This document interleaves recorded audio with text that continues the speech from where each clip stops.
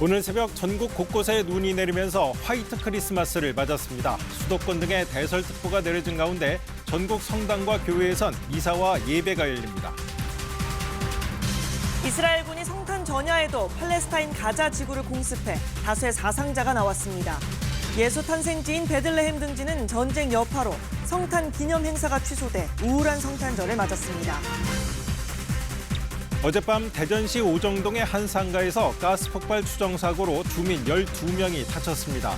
울산 도심에선 식품업체에서 시작된 불이 주변 건물로 옮겨붙어 한때 대응 1단계가 발령됐습니다.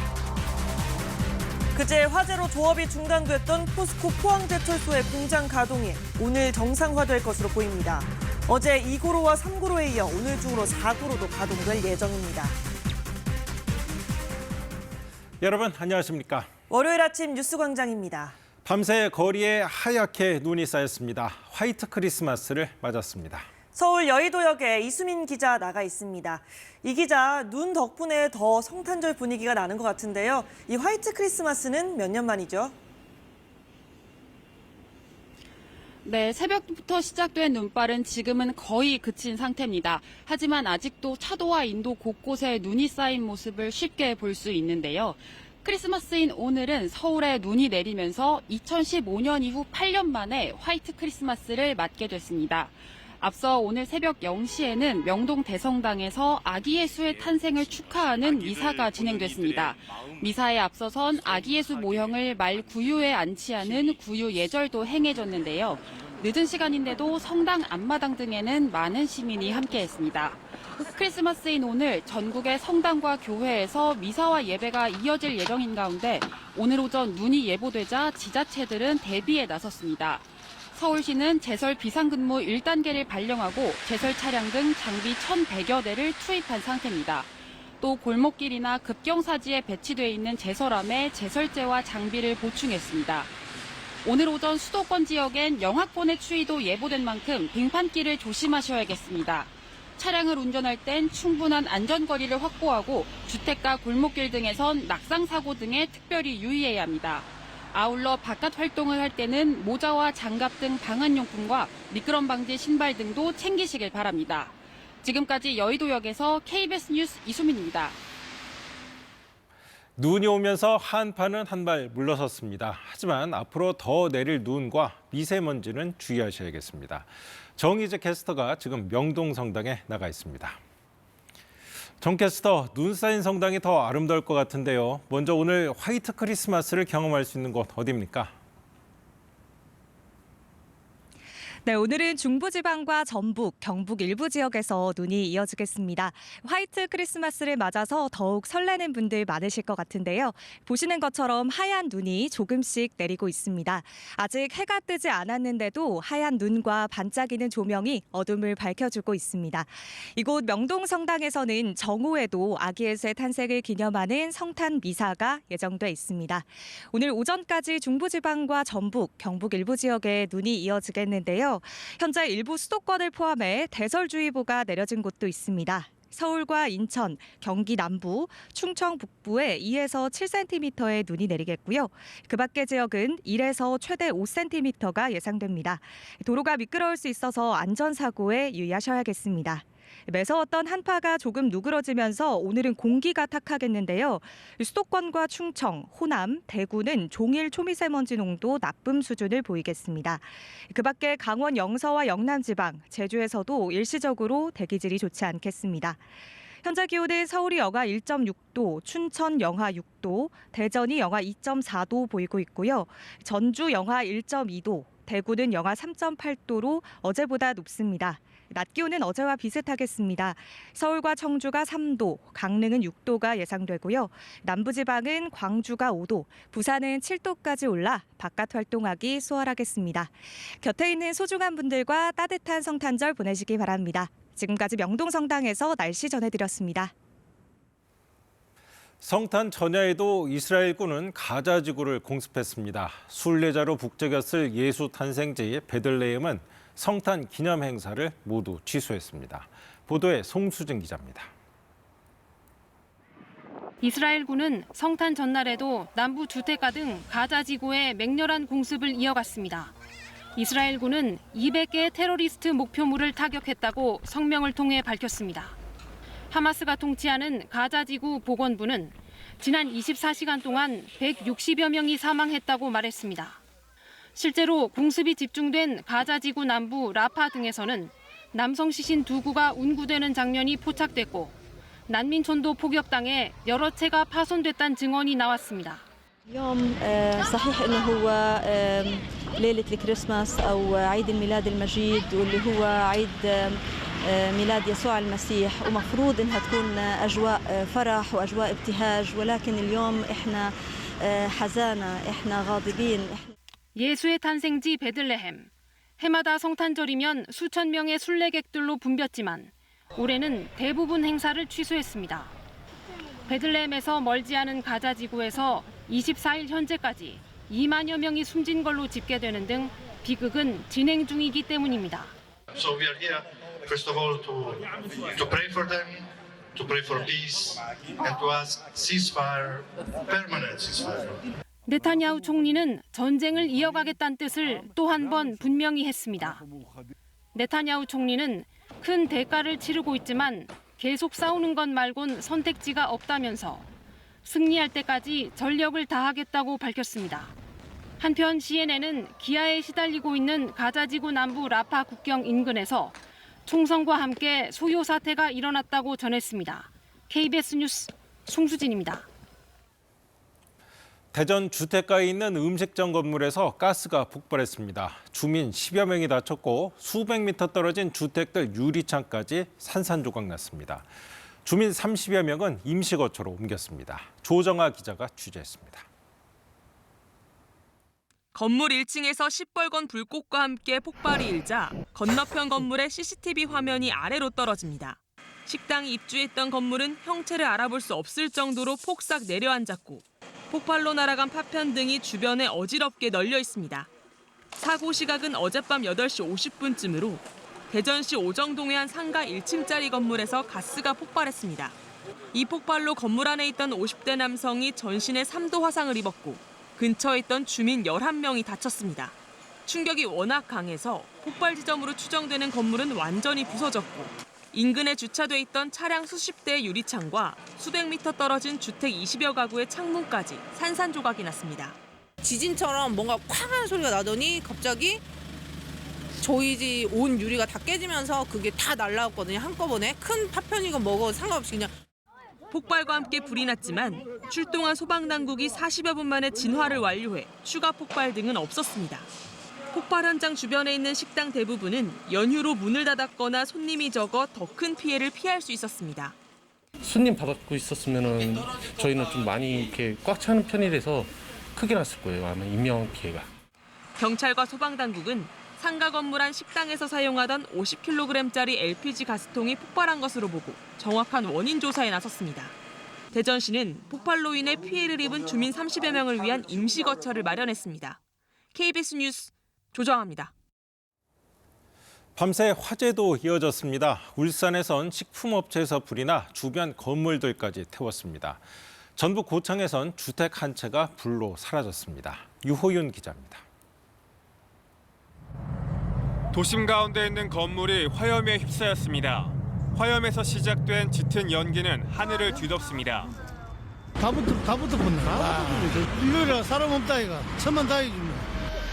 어제 저녁 6시 55분쯤 울산의 한 종합식품업체에서 불이 났습니다.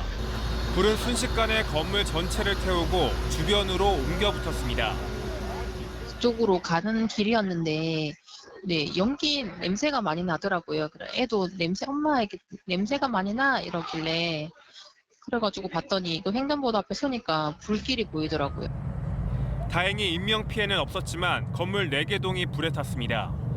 소방당국은 한때 대응 1단계를 발령해 2시간여 만에 큰 불길을 잡았고 5시간여 만인 오늘 새벽 0시 2분쯤 불을 모두 진화했습니다. 울산 남구는 화재 현장 주변 접근을 자제하는 안전 문자도 발송했습니다. 소방당국은 업체 내에서 절단 작업을 하는 과정에서 불이 시작된 것으로 보고 정확한 화재 원인을 파악 중입니다.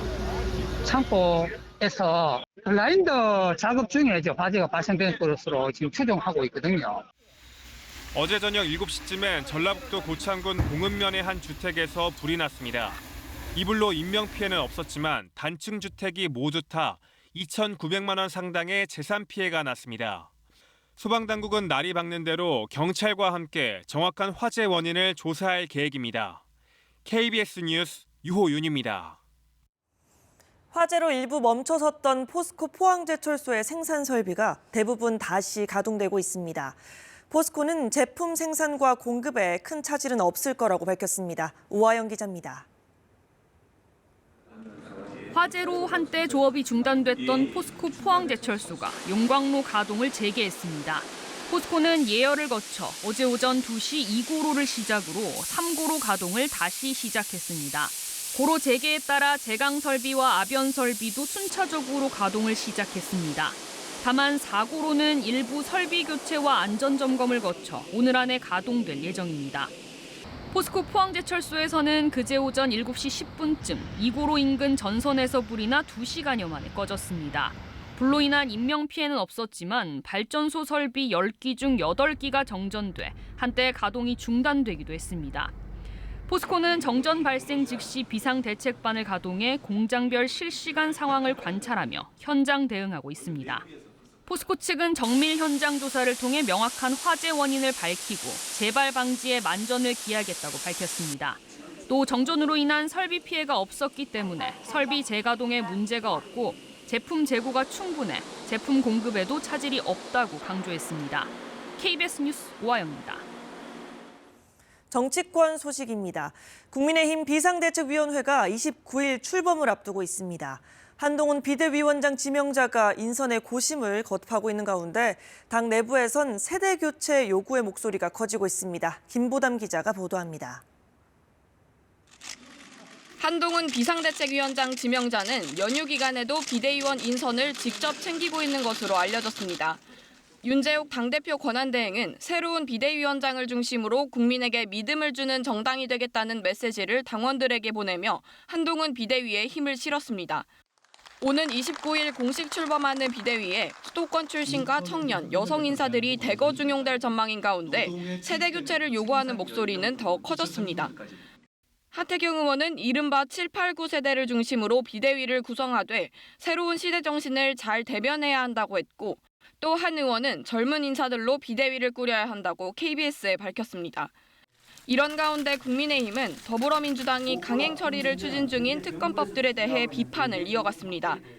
도이치모터스 사건은 문재인 정권 당시 추미애 전 장관이 실력 행사를 하며 수사지휘권까지 발동해 2년 가까이 탈탈 털어 조사했으나 어떤 혐의도 없었던 건입니다. 28일 본회의에 자동 상정되는 이른바 쌍특검 법안에 어떻게 대응하는지가 곧 취임하는 한동훈 비대위원장의 첫 시험대가 될 전망입니다. KBS 뉴스 김보담입니다. 한편 민주당에서는 당 분열을 막기 위한 움직임이 보입니다. 김부겸, 정세균 전 총리가 만나 통합 필요성에 공감대를 형성했는데요. 정세균 전 총리는 어제 저녁 성탄절 전야 행사에서 이낙연 전 대표와도 자리를 같이 했습니다. 문예슬 기자입니다. 성탄 전야 행사 참석차 자리를 같이 한 이낙연 전 더불어민주당 대표와 정세균 전 국무총리. 행사 뒤 어떤 대화가 있었는지 등 질문이 이어졌지만 두 사람 모두 말을 아꼈습니다. 이재명 대표 측에서는 혹시 만나자는 어떤 접촉이 시도가 있었을까요? 정 전 총리는 어제 아침 김부겸 전 총리와 회동했는데 이 자리에선 당의 분열을 막아야 한다는 데 의견이 일치한 걸로 전해졌습니다.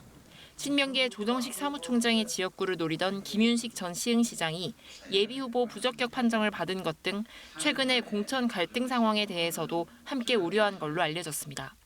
두 전직 총리 측 관계자는 제일 좋은 건 이 대표가 이낙연 전 대표를 끌어안는 것이라는데 두 사람이 공감했다고 전했습니다. 아마 그래도 물밑에서 그래도 좀 대화가 있지 않을까 싶습니다. 다 말씀드리기는 좀 어렵고 그런 시도나 조율이 진행되고 있지 않을까. 이재명 대표가 오는 28일 정 전 총리와 회동할 예정인 상황에서 향후 이른바 문재인 정부 3총리의 회동 가능성도 제기되고 있습니다. 이런 가운데 추미애 전 대표는 이 대표의 사법 리스크는 허구 날조이므로 적어도 사법 리스크 운운하며 이 대표를 흔들지 말라며 민주당은 똘똘 뭉쳐야 한다고 밝혔습니다. KBS 뉴스 문예슬입니다. 이관섭 대통령실 정책실장이 가장 중요한 정책 목표는 물가 안정이라고 밝혔습니다. 민주당이 추진하는 특검 법안에 대해선 총선을 겨냥한 흠집 내기용이라고 말했습니다. 보도에 장덕수 기자입니다. 이관섭 정책실장은 건전재정과 물가 안정의 중요성을 거듭 강조했습니다. 코로나와 전쟁 등 외부 충격이 잇따르는 상황에서 재정 여력을 남겨두어야 대응할 수 있다고 말했습니다. 또 정부가 재정을 풀면 물가가 올라 국민 생활이 어려워진다고 했습니다. 건전기조 재정을 통해서 물가를 안정시키면은 우리 경제를 선순환으로 돌릴 수 있다고 생각하고 그런 방향으로 앞으로 계속 매진해 나갈 것입니다. 내년 경기에 대해서는 올해보다 지표상으로 나을 것으로 전망했습니다. 반도체 등 수출 회복으로 2%대 성장을 기록하고 물가도 낮아질 거라는 겁니다. 그러면서 인건비 부담을 낮추기 위해 내년부터는 식당 등 서비스 업종에서도 외국인을 고용할 수 있도록 했다고 설명했습니다. 가격을 그대로 두는 대신 용량을 줄이는 이른바 슈링크플레이션에 대해서는 소비자가 내용을 알 수 있게 표지에 표시하는 방안을 추진하고 있다고 말했습니다. 이 실장은 민주당이 추진 중인 특별검사 법안에 대해서는 부정적 입장을 밝혔습니다. 총선을 겨냥해서 어떤 흠집 내기를 위한 그런 의도로 만든 법안이 아닌가 그런 생각을 확고하게 가지고 있습니다. 그러면서 법안이 통과돼 정부로 넘어오면 어떻게 대응할지 고민해 보겠다고 말했습니다. KBS 뉴스 장덕수입니다. 요즘 러시아에서 팔리는 자동차 2대 가운데 한 대는 중국 차라고 합니다. 서방 기업이 떠난 빈자리를 중국이 장악한 겁니다. 결국 러시아가 자국 자동차 산업 살리기에 나섰습니다. 모스크바 조빈나 특파원입니다. 러시아 모스크바 남부에 최근 문을 연 중국 자동차 판매장입니다. 중국 부동산 개발업체와 러시아 업체가 합작해 만든 곳으로 옛 소련권 국가들인 CIS 지역을 통틀어서도 최대 규모입니다. 30여 개 중국차 브랜드를 한자리에 모았고 내년 상반기엔 정비센터와 부품 판매장도 들어섭니다. Пока подумываю купить китайский. Да, поменялась ориентация, потому что китайцы очень здорово прибавили в дизайне и технические характеристики. 모스크바 거리에선 중국 자동차를 쉽게 볼 수 있습니다. 러시아 시장에서 중국차 점유율은 2021년 말 9% 정도에 불과했지만 지난해 29%까지 치솟았고 이젠 60%를 넘보고 있습니다. 우크라이나 사태 이전 인기를 끌었던 르노, 벤츠 등은 모두 러시아에서 철수해 부품 수급에도 어려움이 있습니다. 이 틈을 타 60여 개 브랜드를 내세운 중국 업체들은 할인 공세까지 벌이고 있습니다. 러시아에선 중국차의 빠른 시장 장악에 촉각을 곤두세우고 있습니다. 대통령과 국민과의 대화에서도 언급됐을 정도입니다. Самое главное создавать свои собственные платформы и их развивать. У нас и АвтоВАЗ, и другие производители так и делают. Это требует времени. 자국 산업의 경쟁력 확보를 위해 러시아 정부는 관용차를 러시아산으로 바꾸도록 했고 러시아 의회도 동참하기로 했습니다. 또 우호 관계를 맺고 있는 아프리카와 중동에서 현지 생산을 추진해 새로운 판로 확보를 노리고 있습니다. 모스크바에서 KBS 뉴스 조빈나입니다. 지금은 일요일인 대형마트 의무 휴업일을 평일로 바꾸려는 움직임이 커지고 있습니다. 서울에선 서초구가 처음으로 대형마트 쉬는 날을 평일로 바꾸기로 했고 동대문구도 같은 방안을 논의 중입니다. 이광열 기자가 취재했습니다. 서울 서초구는 지난 19일 지역 슈퍼마켓 대표, 대형마트 협의체 대표 등과 함께 상생 협약을 맺었습니다. 대형마트가 슈퍼마켓 상인들을 돕는 것을 전제로 일요일인 대형마트 의무 휴업일을 평일로 바꾸기로 한 겁니다. 이제는 오프라인보다는 온라인으로 그러다 보니 대형 매장과 그다음에 중소 슈퍼들이 많이 힘든 데다가 소비자들은 정말 불편했거든요. 대형마트 의무 휴업일은 지난 2012년 법으로 정해진 뒤 골목 상권 보호에 실효성이 있는지 등을 두고 논란이 되었습니다. 올해 들어 대구광역시와 충북 청주시가 대형마트의 쉬는 날을 평일로 바꿨습니다. 서울에서는 서초구에 이어 동대문구에서도 같은 논의를 진행 중이어서 다른 구로 확산될지 주목됩니다. 다만 전통시장이 없다시피 한 서초구와 달리 다른 지자체는 시장 상인들도 설득해야 해 협의 과정이 쉽지는 않을 것으로 전망됩니다. 여기에 마트 노동자들도 근로환경 악화를 들어 반대 목소리를 높이고 있습니다. 그나마 가족과 약속 잡을 수 있었던 소소한 행복입니다. 그것마저 빼앗고 노동자들은 그저 돈벌이 수단으로 취급받고 있습니다. 평일 휴업 도입 이후 6개월간 대구시 유통업계의 매출을 분석해보니 골목 상권의 매출이 함께 올랐다는 조사 결과도 나왔지만 합의된 데이터가 충분하지는 않은 상황. 서울에서도 먼저 시행하는 서초구의 사례가 실제로 상생의 결과를 가져온다면 대형마트 의무 휴업일 변경은 더 빠르게 확산될 것으로 보입니다. KBS 뉴스 이광렬입니다. 20년 전 경의선 도라선역과 동해선 제진역 부근에 남북 출입사무소가 문을 열었습니다. 2000년 첫 남북 정상회담을 계기로 설치했던 건데 최근 몇 년간은 사실상 인적이 끊겼습니다. 최근 개소 20주년을 맞아 역사관이 문을 열었는데요. 남북 관계와 궤를 같이 해온 출입사무소의 역사를 양민철 기자가 짚어봤습니다. 2000년 6월 사상 첫 남북 정상회담. 이후 장관급 회담이 이어지며 남북은 이산가족 상봉과 경제협력 등에서 합의를 이뤄냅니다. 분단 이후 가장 활발한 교류의 움직임이 싹트던 상황. 남북 출입사무소는 이렇게 문을 열었습니다. 남북 간 인적 물적 교류 승인과 대북 연락 업무 그리고 출입 통관 검역 업무를 맡을 남북 출입관리사무소가 오늘 경의선 도라선역 부근에 문을 열었습니다.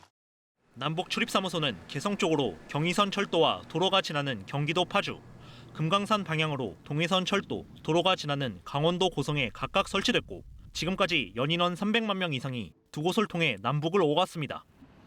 최근 개소 20주년을 맞아 통일부가 개관한 역사관에는 이 남북 출입 20년의 역사가 고스란히 전시돼 있습니다. 북측이 발급한 초청장부터 출입증, 그리고 각종 신고서 등이 과거 활발했던 남북 교류 모습을 그대로 보여줍니다. 당일 서울에서 출발을 해서 개성에 갔다가 돌아와서 이거를 출퇴근 회담이라고 부르기도 했습니다. 하지만 2016년 이후부턴 사실상 개점 휴업 상태입니다. 북한의 핵실험과 미사일 발사에 대응해 정부가 개성공단을 폐쇄하면서 왕래가 끊겼기 때문입니다.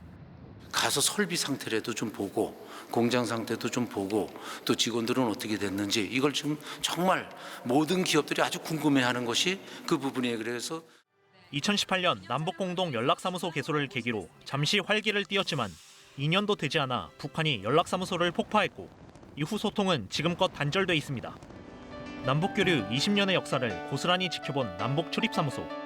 북한이 도발을 멈추고 함께 평화의 길로 나아갈 날을 기다리며 오늘도 묵묵히 자리를 지키고 있습니다. KBS 뉴스 양민철입니다. 연말이 되면 뮤지컬 등 공연 볼 계획 많이들 세우시죠. 실제로 12월 한 달 티켓 판매량이 전체의 15%나 차지합니다.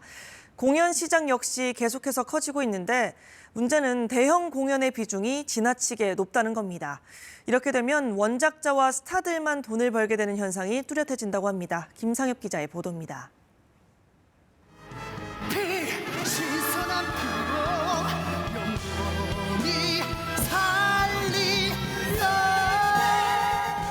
드라큘라 성에 초대받아온 손님의 피를 마시고 젊음을 되찾은 드라큘라.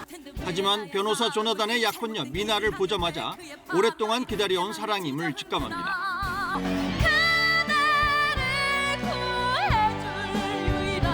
유일한 사람 나인 걸 어떡해. 400년이 넘게 한 여자만을 사랑한 드라큘라의 애절한 수뇌부가 공연계 최대 성수기인 연말에 맞춰 무대에 올려졌습니다.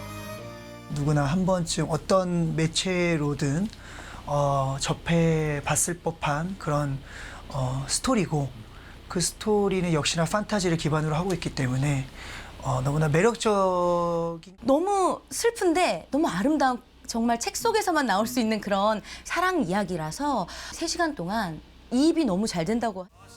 억울한 누명을 쓰고 투옥 생활을 하던 하테스가 극적으로 탈출해 이름을 바꾼 뒤 복수에 나서는 몬테크리스토. 무대 전체를 사용하는 360도 회전 무대 등이 대극장 공연의 장점을 잘 살려냈다는 평가입니다. 돌아가는 무대 장치라든지 뭐 다른 어떤 소품들에서 줄 수 있는 현대식 몬테크리스토, 현대식 고전의 느낌이 잘 사는 것 같아서 그 부분이 좀 매력적인 것 같아요.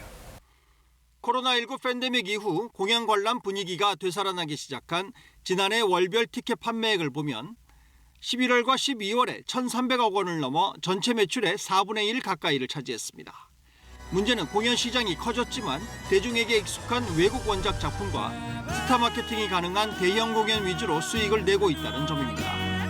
시장의 외연이 확장될수록 창작을 하려고 하는 사람들은 더 빈곤해진다라는 시장의 규모는 커지고 있는데 그 안에서 실제로 돈을 버는 사람은 외국 원작자와 스타 배우밖에 없다. 지난해 공연 시장 규모는 코로나19 이전인 2019년과 비교해도 40% 넘게 크게 늘었지만 대형 뮤지컬의 비중이 절대적이어서 공연 시장의 빈익빈 부익부 현상은 더 뚜렷해지고 있습니다. KBS 뉴스 김상희입니다. 식중독은 주로 더운 여름철에 발생하는 걸로 알고 계실 텐데요. 그런데 최근에도 식중독 환자가 늘고 있습니다. 오히려 낮은 온도에서 활동이 활발해지는 식중독균이 있기 때문입니다. 특히 어린아이를 키우는 집에서는 이 바이러스가 퍼지지 않도록 조심하셔야겠습니다. 이세흠 기자가 자세히 전해드립니다. 부쩍 추워진 날씨에도 불구하고 최근 식중독 환자가 늘고 있습니다. 면역력이 약한 영유아를 중심으로 노로바이러스가 유행하고 있기 때문입니다. 질병관리청에 따르면 12월 첫째 주 노로바이러스 감염자는 한 달 전보다 3배 넘게 늘었습니다. 노로바이러스는 요즘 같은 추운 날씨에 오히려 더 활발하게 증식합니다. 주로 굴이나 조개 등의 어패류를 익히지 않고 먹었을 때 감염되고 토사물이나 분변을 통해서 전파됩니다. 환자 대부분이 설사나 구토 증세를 보이기 때문에 화장실을 사용한 뒤엔 변기 뚜껑을 닫아 바이러스 확산을 막는 게 중요합니다. 실제로 화장실 변기물을 내리자 작은 물방울인 비말이 튀어올라 천장까지 솟구치는 모습이 확인됩니다. 분출된 지 8초 만에 1.5m 높이까지 솟구쳐 공중으로 퍼져나갑니다. 노로바이러스 같은 경우는 또 10개 바이러스 입자만 가지고도 다른 사람이 감염이 되는데 사실 칫솔이니 세면대니 이런 모든 부분에 그런 바이러스가 이렇게 노출되게 되면 따라서 환자가 발생하면 화장실을 이용했거나 기저귀를 교체한 뒤 반드시 손을 씻고 오염된 표면은 세척해야 합니다. KBS 뉴스 이세흠입니다. 성탄절 아침 명동성당에 나와 있습니다. 지금은 눈발이 많이 약해지긴 했지만 그래도 하얀 눈이 조금씩 내리고 있는데요. 눈과 반짝이는 조명이 어둠을 밝혀주고 있습니다. 이곳 명동성당에서는 오늘 정오에도 아기 예수의 탄생을 기념하는 성탄 미사가 예정돼 있습니다. 오늘 오전까지 중부지방과 전북, 경북 일부 지역에 눈이 이어지겠는데요. 현재 일부 수도권을 포함해서 대설주의보가 내려진 곳도 있습니다. 서울과 인천, 경기 남부, 충청 북부에 2에서 7cm의 눈이 내리겠고요. 그 밖의 지역은 1에서 최대 5cm가 예상됩니다. 도로가 미끄러울 수 있어서 안전사고에 유의하셔야겠습니다. 매서웠던 한파가 조금 누그러지면서 오늘은 공기가 탁하겠습니다. 수도권과 충청, 호남, 대구는 종일 초미세먼지 농도 나쁨 수준을 보이겠습니다. 그 밖에 강원 영서와 영남 지방, 제주에서도 일시적으로 대기질이 좋지 않겠습니다. 현재 기온은 서울이 영하 1.5도, 춘천 영하 5.5도를 보이고 있고요. 전주가 영하 1.3도, 대구는 영하 3.2도로 어제보다 높습니다. 낮 기온은 어제와 비슷하겠습니다. 서울과 청주가 3도, 강릉 6도가 예상되고요. 남부지방은 광주 5도, 부산은 7도까지 올라서 바깥 활동하기 수월하겠습니다. 바다의 물결은 동해 중부 먼바다에서 최고 3m로 높게 일겠습니다. 이번 한 주 동안은 심한 추위 없이 예년 수준의 날씨가 이어지겠습니다. 지금까지 명동성당에서 날씨 전해드렸습니다. 성탄절을 앞두고 수도권은 물론 눈이 귀한 부산에까지 눈이 내렸습니다. 24년 만이라고 합니다. 모처럼 맞은 화이트 크리스마스를 만끽하는 시민들의 표정을 이윤우 기자가 담았습니다. 유럽에서 볼 수 있는 크리스마스 마켓이 서울 도심에 열렸습니다. 서로에게 줄 선물을 고르고 간식을 먹으며 성탄절 분위기를 만끽합니다. 우뚝 솟은 트리 주변은 카메라에 추억을 담으려는 가족과 연인들이 끊일 줄 모릅니다. 엄청 추웠는데 이제 같이 따뜻하게 코트도 입고 이렇게 사람들도 많이 있고 북적북적해가지고 또 열정도 느껴지고 더 따뜻하게 느껴져서 아이들은 외투까지 벗어던지고 빙판 위를 내달립니다. 연휴라서 월요일이 또 크리스마스잖아요. 마음 편하게 나왔어요. 움직이니까 땀이 더 많이 나고 재밌어요. 추운 날씨에 실내 놀이시설은 더 붐볐습니다. 귀여운 머리띠를 쓰고 교복을 맞춰 입으며 추억 여행을 떠납니다. 오늘 많이 사진 찍고 맛있는 거 먹고 놀기도 하고 메리 크리스마스! 부산 광안리 앞바다엔 하얀 눈송이가 내렸습니다. 성탄절 하루 전 부산에 눈이 내린 건 1999년 이후 24년 만입니다. 서울에서 부산까지 멀리 놀러 왔는데 화이트 크리스마스 기대 안 했는데 보게 돼서 너무 특별하고 좋은 것 같아요.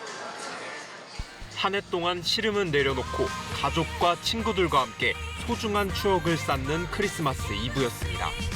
KBS 뉴스 이윤우입니다. 이번 성탄절 너무나 힘들게 보내고 있는 사람들도 있습니다. 서울에 있는 아파트 옥상에서 얼어붙은 난방 배관을 녹이려다 불이 났습니다. 배관이 동파돼서 며칠째 난방을 못하던 상황이었습니다. 김영훈 기자입니다. 아파트 옥상에서 검은 연기가 쉴 새 없이 뿜어져 나옵니다. 어제 오전 10시쯤 15층 아파트 옥상에서 배관 보온 공사를 하던 중 불이 났습니다. 보일러 배관이 얼어붙어 닷새째 수백 가구의 난방 공급이 끊기자 해동하기 위해 열풍기를 가동했는데 보온재에 불이 붙은 겁니다. 아파트 안으로 들어가 봤습니다. 전기 보일러와 열풍기, 전기 매트까지 총동원했지만 실내 온도는 16.5도에 불과합니다. 잘 때도 아무리 온수 매트나 매트를 켜도 아이 같은 경우는 막 얼굴하고 코가 시리다고 너무 막 하고 진짜 감기도 조금씩 걸리고. 아파트 측은 노인들을 위해 경로당을 개방하고 구청, 지역 난방 공사를 통해 급히 전기 매트를 지급했지만 언제 난방이 복구될지도 알 수 없는 상황입니다. 옥상에서 뭘 녹이다가 불이 나서 또 전체적으로 그 활동을 멈췄는데 무슨 방법으로 어떻게 하고 있는지 모르겠어요, 지금. 근데 계속 이 상태로 있어야 되는데 언제까지인지 기약도 없고 방법이 없네요, 진짜. 어제 오후 12시 5분쯤 경기 여주시 국민체육센터에서 불이 났습니다. 불은 인명피해 없이 1시간 만에 꺼졌습니다. 소방당국은 부탄 가스 토치로 얼어붙은 옥상 배수관을 녹이다 건물 외장재로 불이 옮겨 붙은 것으로 보고 있습니다. KBS 뉴스 김영훈입니다. 미국 공군은 매해 성탄절마다 태평양 외딴섬 주민에게 선물을 전달하는 크리스마스 공수작전을 펼칩니다. 올해는 한국과 일본, 캐나다까지 함께 참여했다고 합니다. 송구만 기자가 보도합니다. 푸른 남태평양 바다 위 열대섬 위를 군용기가 비행합니다. 산타 옷을 입은 군인들이 태극기를 펼쳐 보이고 섬에 가까이 다가가 상자를 떨어뜨립니다. 음식과 의약품 등 생필품과 아이들을 위한 책과 장난감 선물을 전달하는 겁니다. 섬나라에 보급품을 전달하는 공군의 크리스마스 공수작전입니다. 1952년 손을 흔드는 섬 주민들에게 미군이 물자를 투하했던 것을 계기로 70년 넘게 이어지고 있습니다. The airdrop utilizes readily available resources for supply pallets and repurposed parachutes dropped at lower altitudes to reduce costs and improve accuracy. 미국 태평양 공군사령부가 인도적 차원으로 해마다 크리스마스를 앞두고 기부받은 물품을 전달하는데 올해는 한미일과 캐나다 4개국 공군들이 참여했습니다. 기부 물품 정리와 포장까지 모두 군인들이 직접 하고 목표 지점에 정확히 떨어뜨리기 위해 훈련까지 합니다. 보호물자를 포장하는 것부터 도움이 필요한 섬에 투하하기까지 전 과정에 우리 대한민국 공군이 함께했습니다. 총 6대의 수송기가 작전을 수행했는데 우리 공군도 C-130 수송기 한 대를 투입했습니다. 공군 조종사와 정비사 등 30여 명이 임무에 참여한 6일 동안 펼쳐진 작전. 미크로네시아 연방과 팔라우 50여 개 섬에 210개의 선물 상자와 따스한 마음이 전달됐습니다. KBS 뉴스 송금환입니다. 3년 전 캄보디아 출신 노동자가 비닐하우스 기숙사에서 동사한 일이 있었습니다. 이후 이주 노동자 주거 환경 개선 대책이 여러 가지 나왔지만 실제로는 바뀐 게 거의 없다고 합니다. 최혜림 기자가 취재했습니다. 채소 농장에서 일하는 캄보디아 출신 이주 노동자 썸낭 씨. 온종일이라고 돌아와 쉴 곳은 난방 시설조차 없는 불법 컨테이너입니다. 자다가 추워서 깨지는 않으세요? 한 번, 두 번.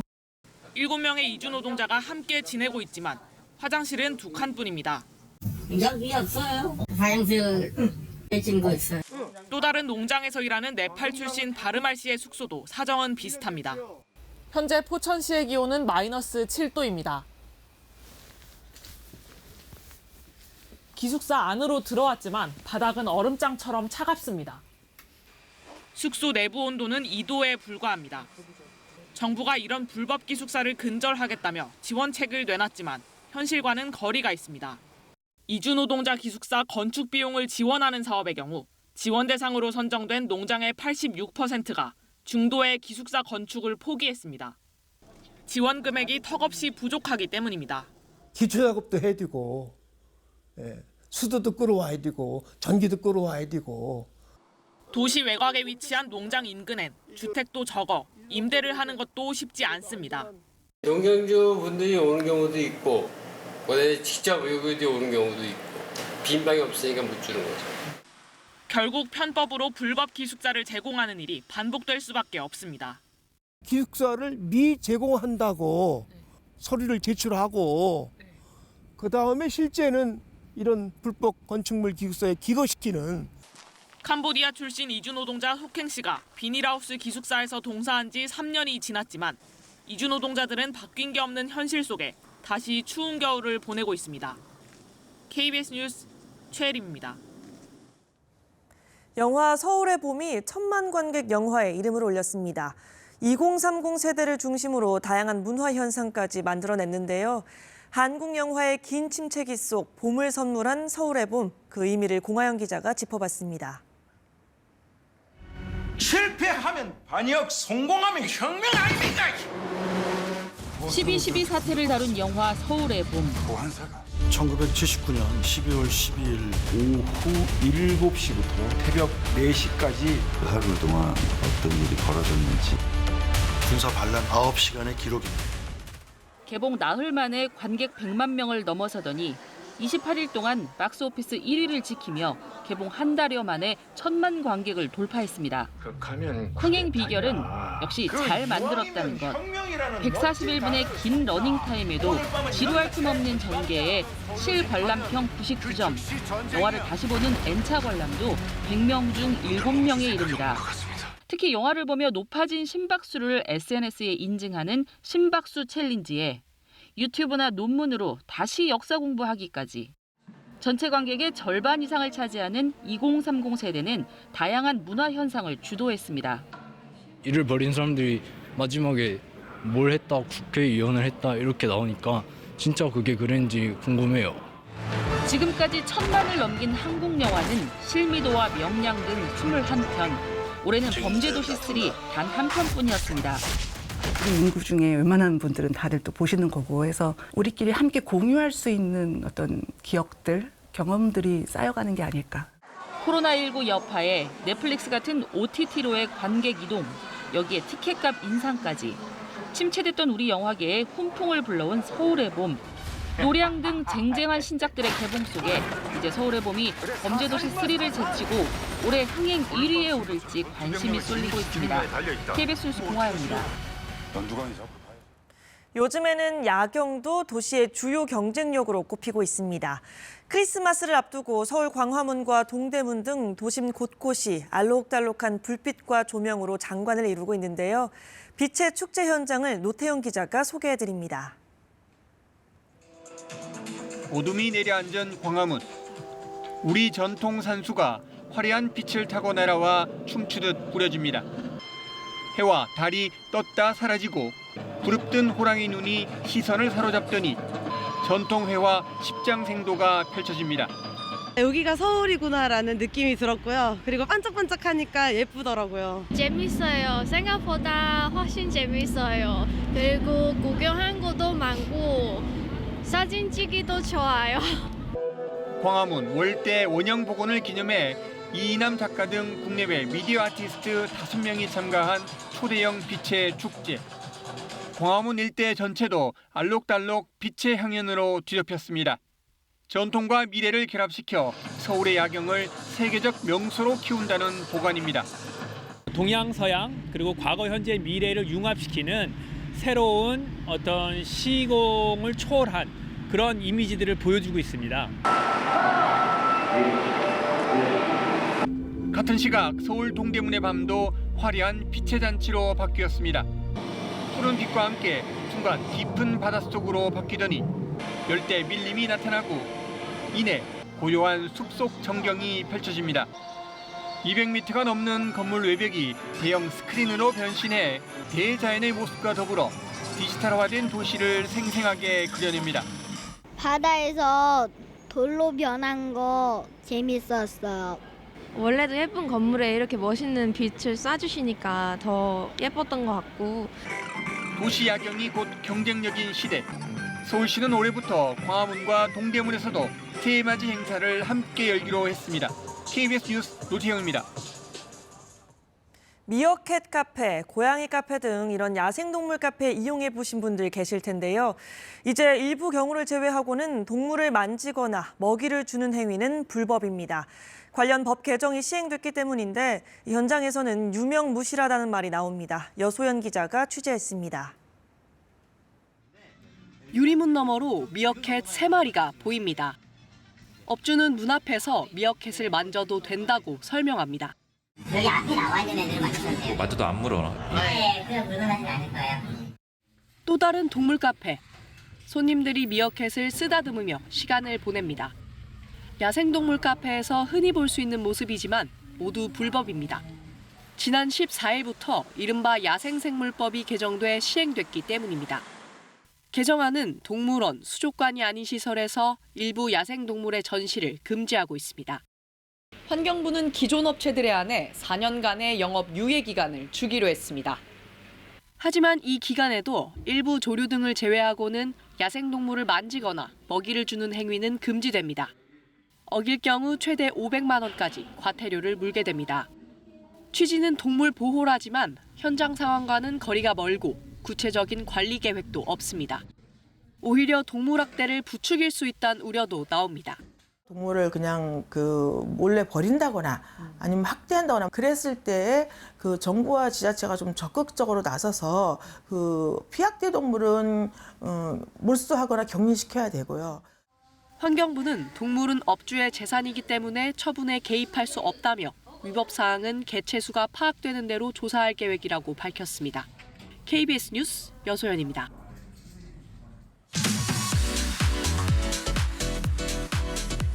전 세계 소셜미디어와 변화무쌍한 인터넷 세상에서 어떤 이슈와 영상들이 누리꾼의 주목을 받았을까요? 먼저 만나볼 소식은요. 올해도 어김없이 성탄절 선물을 기다리는 아이들을 위해 제공된 산타 위치 추적 서비스입니다. 크리스마스 이브 하루 동안 루돌프 썰매를 타고 선물을 전하는 산타클로스 할아버지. 이날 아이들에게 있어서 산타 할아버지의 현재 위치는 초미의 관심사죠. 이에 북미 항공우주방위사령부 일명 노라드가 올해도 어김없이 전용 웹사이트를 통해 산타의 이동 경로를 실시간으로 중계했습니다.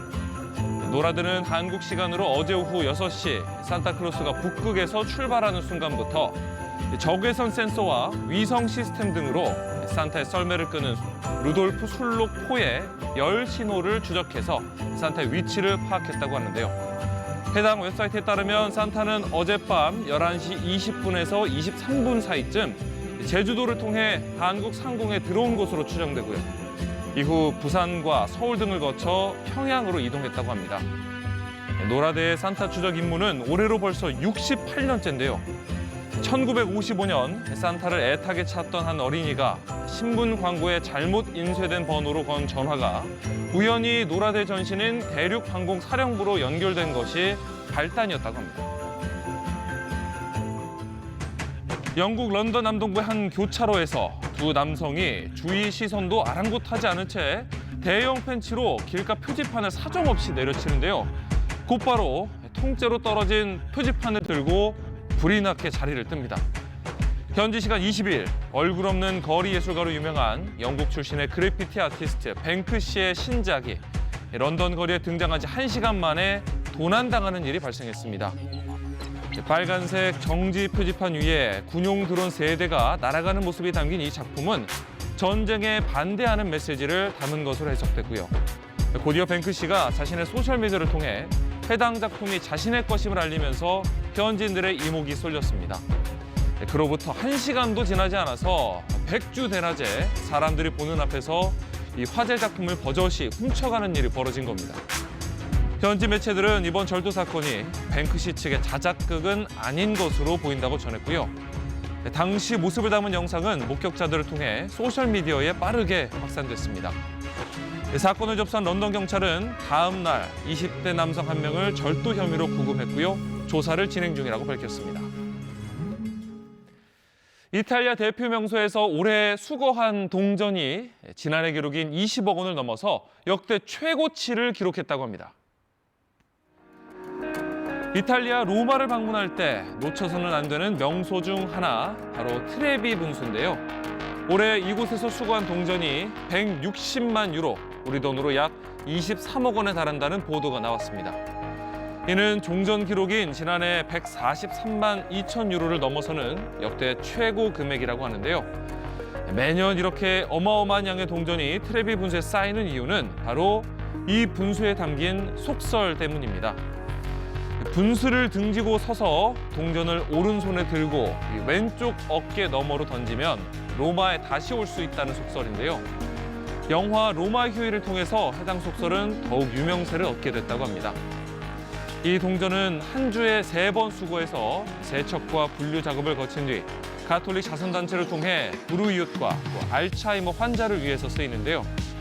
앞서 2017년엔 재정난에 처한 로마시가 이 동전의 소유권을 주장하기도 했지만 가톨릭과 정치권의 반발로 무산된 바 있습니다. 지금까지 이슈 SNS였습니다.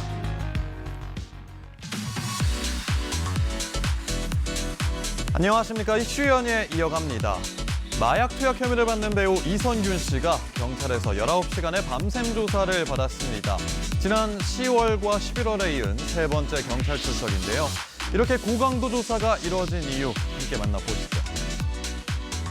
일단 오늘 피의자 조사, 고소인 조사 함께 진행해가지고 너무 늦게 끝나서 기자분들 이렇게 기다리게 해드려 진심으로 죄송하고요. 그래서 앞으로 경찰에서 저와 공갈범들 사이에 어느 쪽이 진술의 신빙성이 있는지 잘 판단해 주시기를 부탁드리겠습니다. 이선균 씨는 토요일인 23일 오전 10시쯤 경찰에 출석해 19시간 만인 어제 새벽 5시에 경찰서 밖을 나섰습니다. 앞서 1시간 만에 끝난 1차 조사나 3시간 정도 소요된 2차 조사와 비교해도 무척이나 긴 시간이 걸렸는데요. 이는 방금 들으신 것처럼 이선균 씨가 마약 사건 피의자인 동시에 공갈 사건의 고소인으로서 2가지 조사가 함께 이루어진 까닭입니다. 여기서 공갈 사건이란 이선균 씨가 마약 투약 의혹으로 인해 유흥업소 여성 A씨 등에게 3억 5천만 원을 뜯겼다며 고소한 건입니다. 어제 조사를 마친 이선균 씨는 A씨를 공갈범이라 칭하며 공갈범과 자신 중 누구에게 신빙성이 있는지 판단해달라고 말했고요. 경찰은 이 씨에 대한 추가 소환 없이 조만간 검찰 송치 여부를 결정할 예정입니다.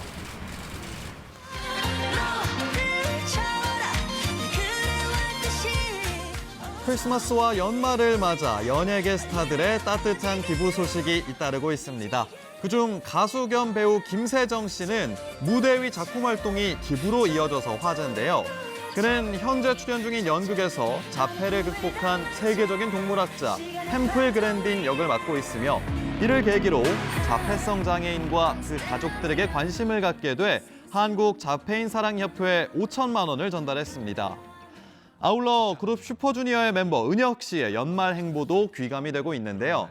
은혁 씨는 최근 제주도에서 화재 진압 중 순직한 20대 소방관 소식에 마음이 아팠다며 소방관 유족단체에 1억 원을 기부했고요. 이번 크리스마스를 기념해선 어린이와 청소년의 문화예술 활동을 지원하는 사회복지법인에도 5천만 원을 후원하며 온기를 더했습니다. 어제 오늘 여러분도 많이 들으셨을 법한 머라이어 캐리의 캐럴은 1994년 발표된 노래입니다. 그런데 올 크리스마스엔 이보다 10년이나 먼저 나온 캐럴이 차트 1위를 했는데요. 어떤 곡일지 함께 확인하시죠.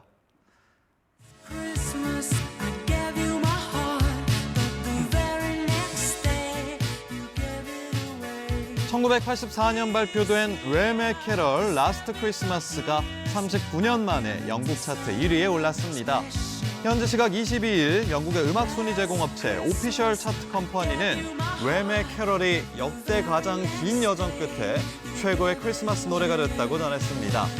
1980년대 활동한 웸은 앤드루 리즐리와 2016년 크리스마스에 사망한 조지 마이클로 이뤄졌던 남성 듀오로 당대에 큰 인기를 끌었는데요. 때문에 이 노래 또한 발매 당시 인기가 없었던 건 아닙니다. 다만 다른 캐럴에 밀려 만년 2위에 그쳤다가 올 겨울에 원을 풀게 됐습니다. 이에 BBC와 CNN, 가디언 등 영미권 언론들은 주말 동안 이 소식과 함께 멤버 앤드루 리즐리의 인터뷰를 실었는데요. 그는 라스트 크리스마스가 마침내 임무를 완료했다며 생애 최고의 영광이라는 소감을 밝혔습니다. 지금까지 이슈 연예 김진현이었습니다.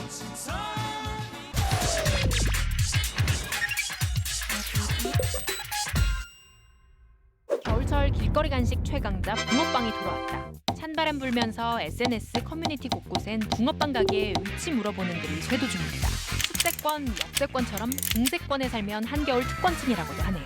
MZ세대 사이에서도 꽤 인기입니다. 붕어빵 가게에 찾아주는 앱도 등장했어요. 그런데 불만도 많이 나옵니다. 왜 이렇게 비싸냐는 거예요. 직접 좀 돌아다녀 봤더니 2마리에 1,000원 하는 곳이 많이 있었습니다. 한 개 1,000원, 한 개 1,333원, 한 개 1,250원짜리 붕어빵도 진짜 있었습니다. 서울 명동에선 한 마리 4,000원짜리 붕어빵도 발견했어요. 예전 가격과 비교해볼까요? 1990년대 후반, 그러니까 20여 년 전 붕어빵 한 마리는 100원에서 200원 정도였어요. 다른 붕어빵 장사는 한 개 200원씩 받지만 김씨는 100원에 팔아 이익이 많지 않습니다. 100원짜리 붕어빵을 자그만치 10,000개는 팔아야 하는 액수입니다. 10여 년 전엔 한 마리에 300원 정도였나 봅니다. 붕어빵의 현재 가격은 1,000원에 3개. 확실히 격세지감이군. 옛날에는 100원이면 샀는데 지금은 1,000원이니까 많이 비싼 거예요. 그래서 알아봤습니다. 붕어빵 원가 얼마? 재료 뭐뭐 들어가는지부터 알아봅니다. 밀가루, 팥, 설탕, 계란, 마가린, 옥수수가루, 올리브유, 베이킹파우더, 소금 등 무려 10가지가 넘습니다. 대부분 붕어빵 노점에서는 중간 상인으로부터 반죽과 속팥, 슈크림 재료를 통으로 산 뒤에 배합해서 구워 팔고 있습니다. 반죽은 5kg에 10,000원, 파당금은 3kg에 10,000원 정도. 한 마리에 각각 몇 그램씩 들어가는지 저울로 재봤고요. 이렇게 팥붕어빵 원가를 계산해봤더니 두둥! 한 마리당 208원 정도로 나옵니다. 참고로 팥붕보다 슈붕이 더 비싸다고 해요. 여기다가 LPG 가스비, 전기, 종이봉투, 리어카, 붕어빵 틀 비용 더해야 하니까 그것보단 더 높을 겁니다. 자리세를 더 내야 하는 경우도 있어요. 208원 플러스 알파인 거죠. 6년 전에 비해 붕어빵 기본 재료비는 56% 인상된 걸로 나타납니다. 작년에 비해 올해 어떤 재료가 많이 올랐는지도 살펴봤어요.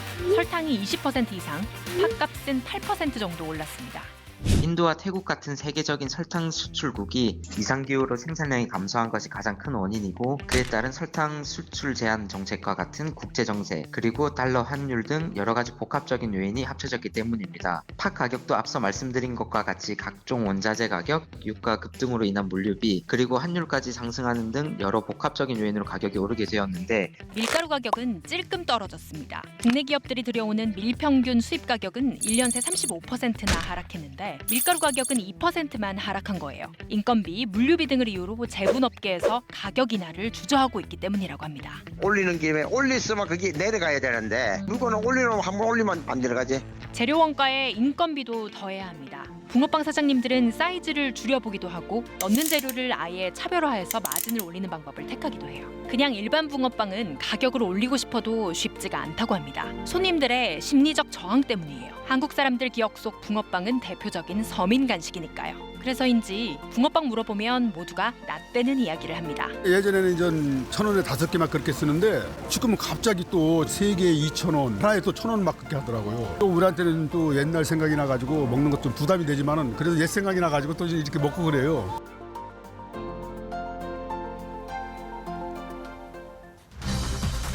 오늘 새벽 전국 곳곳에 눈이 내리면서 화이트 크리스마스를 맞았습니다. 수도권 등에 대설특보가 내려진 가운데 전국 성당과 교회에선 미사와 예배가 열립니다. 이스라엘군이 성탄 전야에도 팔레스타인 가자 지구를 공습해 다수의 사상자가 나왔습니다. 예수 탄생지인 베들레헴 등지는 전쟁 여파로 성탄 기념 행사가 취소돼 우울한 성탄절을 맞았습니다. 어젯밤 대전시 오정동의 한 상가에서 가스 폭발 추정 사고로 주민 12명이 다쳤습니다. 울산 도심에선 식품업체에서 시작된 불이 주변 건물로 옮겨붙어 한때 대응 1단계가 발령됐습니다. 그제 화재로 조업이 중단됐던 포스코 포항제철소의 공장 가동이 오늘 정상화될 것으로 보입니다. 어제 2구로와 3구로에 이어 오늘 중으로 4구로도 가동될 예정입니다. 뉴스광장 2부입니다. 밤새 거리에 하얗게 눈이 쌓였습니다. 화이트 크리스마스를 맞았습니다. 서울 여의도역에 이수민 기자 나가 있습니다. 이 기자, 눈 덕분에 더 성탄절 분위기가 나는 것 같은데요. 화이트 크리스마스는 몇 년 만이죠? 네, 새벽부터 시작된 눈은 지금 거의 그쳤습니다. 차도와 달리 인도에는 눈이 아직 소복이 쌓여 있는데요. 크리스마스 당일인 오늘 서울에 눈이 내리면서 2015년 이후 8년 만에 화이트 크리스마스를 맞게 됐습니다. 앞서 오늘 새벽 0시 명동 대성당에서는 아기 예수의 탄생을 축하하는 미사가 진행됐습니다. 미사에 앞서선 아기 예수 모형을 말 구유에 안치하는 구유 예절도 행해졌는데요. 늦은 시간인데도 성당 앞마당 등에는 많은 시민이 함께했습니다. 크리스마스인 오늘 전국의 성당과 교회에서 미사와 예배가 이어질 예정인 가운데 오늘 오전 눈이 예보되자 지자체들은 대비에 나섰습니다. 서울시는 제설 비상근무 1단계를 발령하고 제설 차량 등 장비 1,100여 대를 투입한 상태입니다. 또 골목길이나 급경사지에 배치되어 있는 제설함에 제설제와 장비를 보충했습니다. 오늘 오전 수도권 지역엔 영하권의 추위도 예보된 만큼 빙판길을 조심하셔야겠습니다. 차량을 운전할 땐 충분한 안전거리를 확보하고 주택가 골목길 등에선 낙상사고 등에 특별히 유의해야 합니다. 아울러 바깥 활동을 할 때는 모자와 장갑 등 방한용품과 미끄럼 방지 신발 등도 챙기시길 바랍니다. 지금까지 여의도역에서 KBS 뉴스 이수민입니다. 눈이 오면서 한파는 한 발 물러섰습니다. 하지만 앞으로 더 내릴 눈과 미세먼지는 주의하셔야겠습니다. 정희재 캐스터가 지금 명동 성당에 있습니다. 정 캐스터, 눈 쌓인 성당이 더 아름다울 듯합니다. 먼저 오늘 화이트 크리스마스를 경험할 수 있는 곳 어디입니까? 네, 오늘 중부지방과 전북, 경북 일부 지역에서 화이트 크리스마스가 예상됩니다.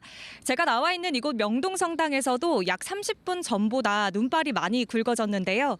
밤사이 내린 눈으로 도로가 온통 하얗게 변한 곳이 많습니다. 또 오늘 이곳에서는 정오에 아기 예수의 탄생을 기념하는 성탄 미사도 예정돼 있습니다.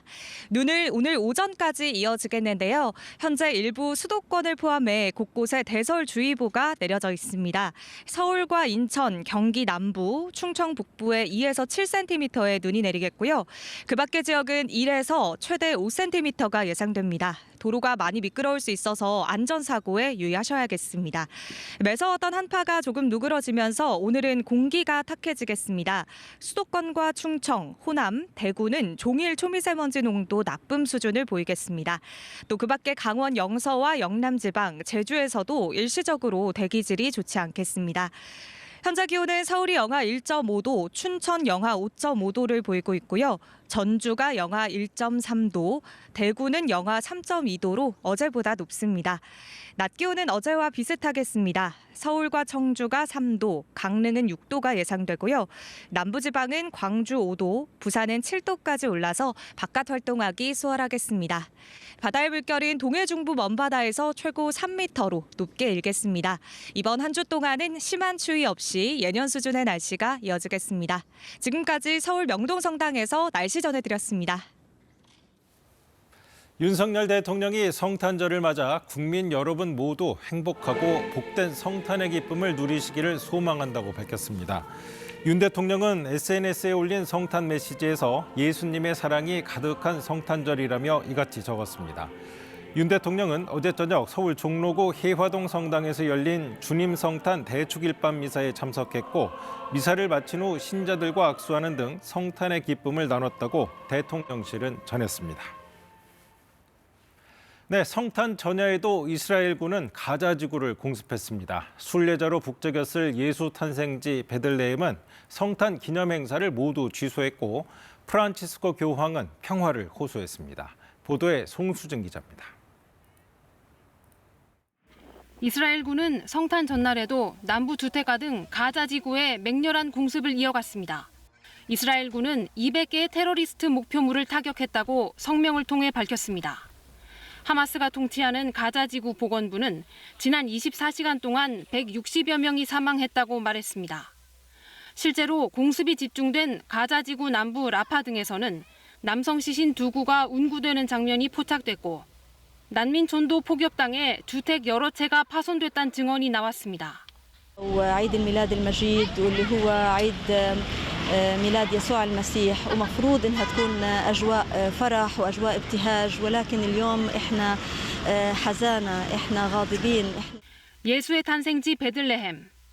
해마다 성탄절이면 수천 명의 순례객들로 붐볐지만 올해는 대부분 행사를 취소했습니다. 베들레헴에서 멀지 않은 가자 지구에서 24일 현재까지 2만여 명이 숨진 걸로 집계되는 등 비극은 진행 중이기 때문입니다. 프란치스코 교황은 성탄 전야 미사를 집전하며 세계 평화를 호소했습니다. Il nostro cuore stasera è a Betlemme, dove ancora il principe della pace viene refutato dalla logica perdente della guerra, con il ruggire delle armi. 네타냐후 총리는 전쟁을 이어가겠다는 뜻을 또 한 번 분명히 했습니다. 네타냐후 총리는 큰 대가를 치르고 있지만 계속 싸우는 것 말곤 선택지가 없다면서 승리할 때까지 전력을 다하겠다고 밝혔습니다. 한편 CNN은 기아에 시달리고 있는 가자지구 남부 라파 국경 인근에서 총성과 함께 소요 사태가 일어났다고 전했습니다. KBS 뉴스 송수진입니다. 어젯밤 대전 주택가에 있는 상가 건물에서 가스가 폭발해 주민 12명이 다쳤습니다. 폭발 충격으로 수백 미터 떨어진 주택의 유리창까지 산산조각 났고 주민 30여 명은 임시 거처로 옮겼습니다. 조정아 기자가 보도합니다. 건물 1층에서 시뻘건 불꽃과 함께 폭발이 일자 건너편 건물의 CCTV 화면이 아래로 떨어집니다. 식당이 입주했던 건물은 형체를 알아볼 수 없을 정도로 폭삭 내려앉았고 폭발로 날아간 파편 등이 주변에 어지럽게 널려 있습니다. 사고 시각은 어젯밤 8시 50분쯤으로 대전시 오정동의 한 상가 1층짜리 건물에서 가스가 폭발했습니다. 이 폭발로 건물 안에 있던 50대 남성이 전신에 3도 화상을 입었고 근처에 있던 주민 11명이 다쳤습니다. 충격이 워낙 강해서 폭발 지점으로 추정되는 건물은 완전히 부서졌고 인근에 주차돼 있던 차량 수십 대의 유리창과 수백 미터 떨어진 주택 20여 가구의 창문까지 산산조각이 났습니다. 지진처럼 뭔가 쾅 하는 소리가 나더니 갑자기 저희 집 온 유리가 다 깨지면서 그게 다 날라왔거든요. 한꺼번에 큰 파편이건 뭐건 상관없이 그냥. 폭발과 함께 불이 났지만 출동한 소방당국이 40여 분 만에 진화를 완료해 추가 폭발 등은 없었습니다. 폭발 현장 주변에 있는 식당 대부분은 연휴로 문을 닫았거나 손님이 적어 더 큰 피해를 피할 수 있었습니다. 손님 받고 있었으면은 저희는 좀 많이 이렇게 꽉 차는 편이라서 크게 났을 거예요. 아마 인명 피해가. 경찰과 소방당국은 상가 건물 안 식당에서 사용하던 50kg짜리 LPG 가스통이 폭발한 것으로 보고 정확한 원인 조사에 나섰습니다. 대전시는 폭발로 인해 피해를 입은 주민 30여 명을 위한 임시 거처를 마련했습니다. KBS 뉴스 조정아입니다. 밤사이 화재도 잇따랐습니다. 울산에서는 식품업체에서 불이 나 주변 건물로 옮겨 붙었고 전북 고창에선 주택 한 채가 화재로 소실됐습니다. 유호윤 기자가 보도합니다. 도심 가운데 있는 건물이 화염에 휩싸였습니다. 화염에서 시작된 짙은 연기는 하늘을 뒤덮습니다. 다 붙었구나. 일요일에 사람 없다 이가. 천만 다행이지. 어제 저녁 6시 55분쯤 울산의 한 종합식품업체에서 불이 났습니다. 불은 순식간에 건물 전체를 태우고 주변으로 옮겨 붙었습니다.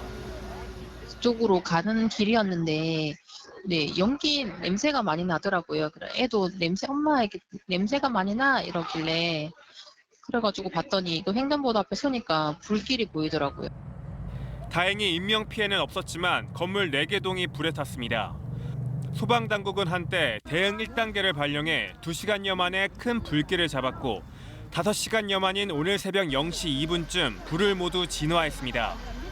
울산 남구는 화재 현장 주변 접근을 자제하는 안전 문자도 발송했습니다. 소방당국은 업체 내에서 절단 작업을 하는 과정에서 불이 시작된 것으로 보고 정확한 화재 원인을 파악 중입니다. 창고에서 블라인더 작업 중에 이제 화재가 발생된 것으로 지금 추정하고 있거든요. 어제 저녁 7시쯤엔 전라북도 고창군 공읍면의 한 주택에서 불이 났습니다. 이 불로 인명피해는 없었지만 단층 주택이 모두 타 2,900만 원 상당의 재산 피해가 났습니다. 소방당국은 날이 밝는 대로 경찰과 함께 정확한 화재 원인을 조사할 계획입니다. KBS 뉴스 유호윤입니다. 화재로 일부 멈춰섰던 포스코 포항제철소의 생산 설비가 대부분 다시 가동되고 있습니다.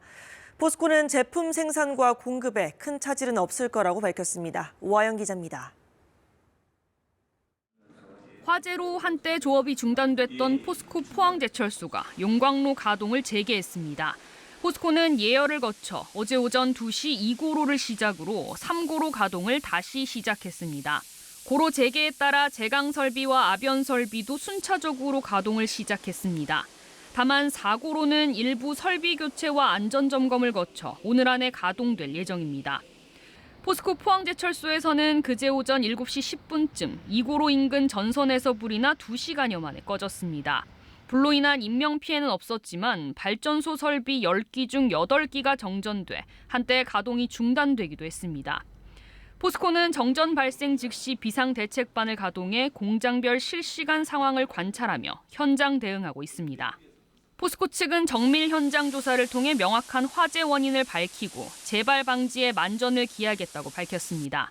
또 정전으로 인한 설비 피해가 없었기 때문에 설비 재가동에 문제가 없고 제품 재고가 충분해 제품 공급에도 차질이 없다고 강조했습니다. KBS 뉴스 오하영입니다. 국민의힘이 29일 비상대책위 출범을 앞두고 연휴에도 분주하게 움직이고 있습니다.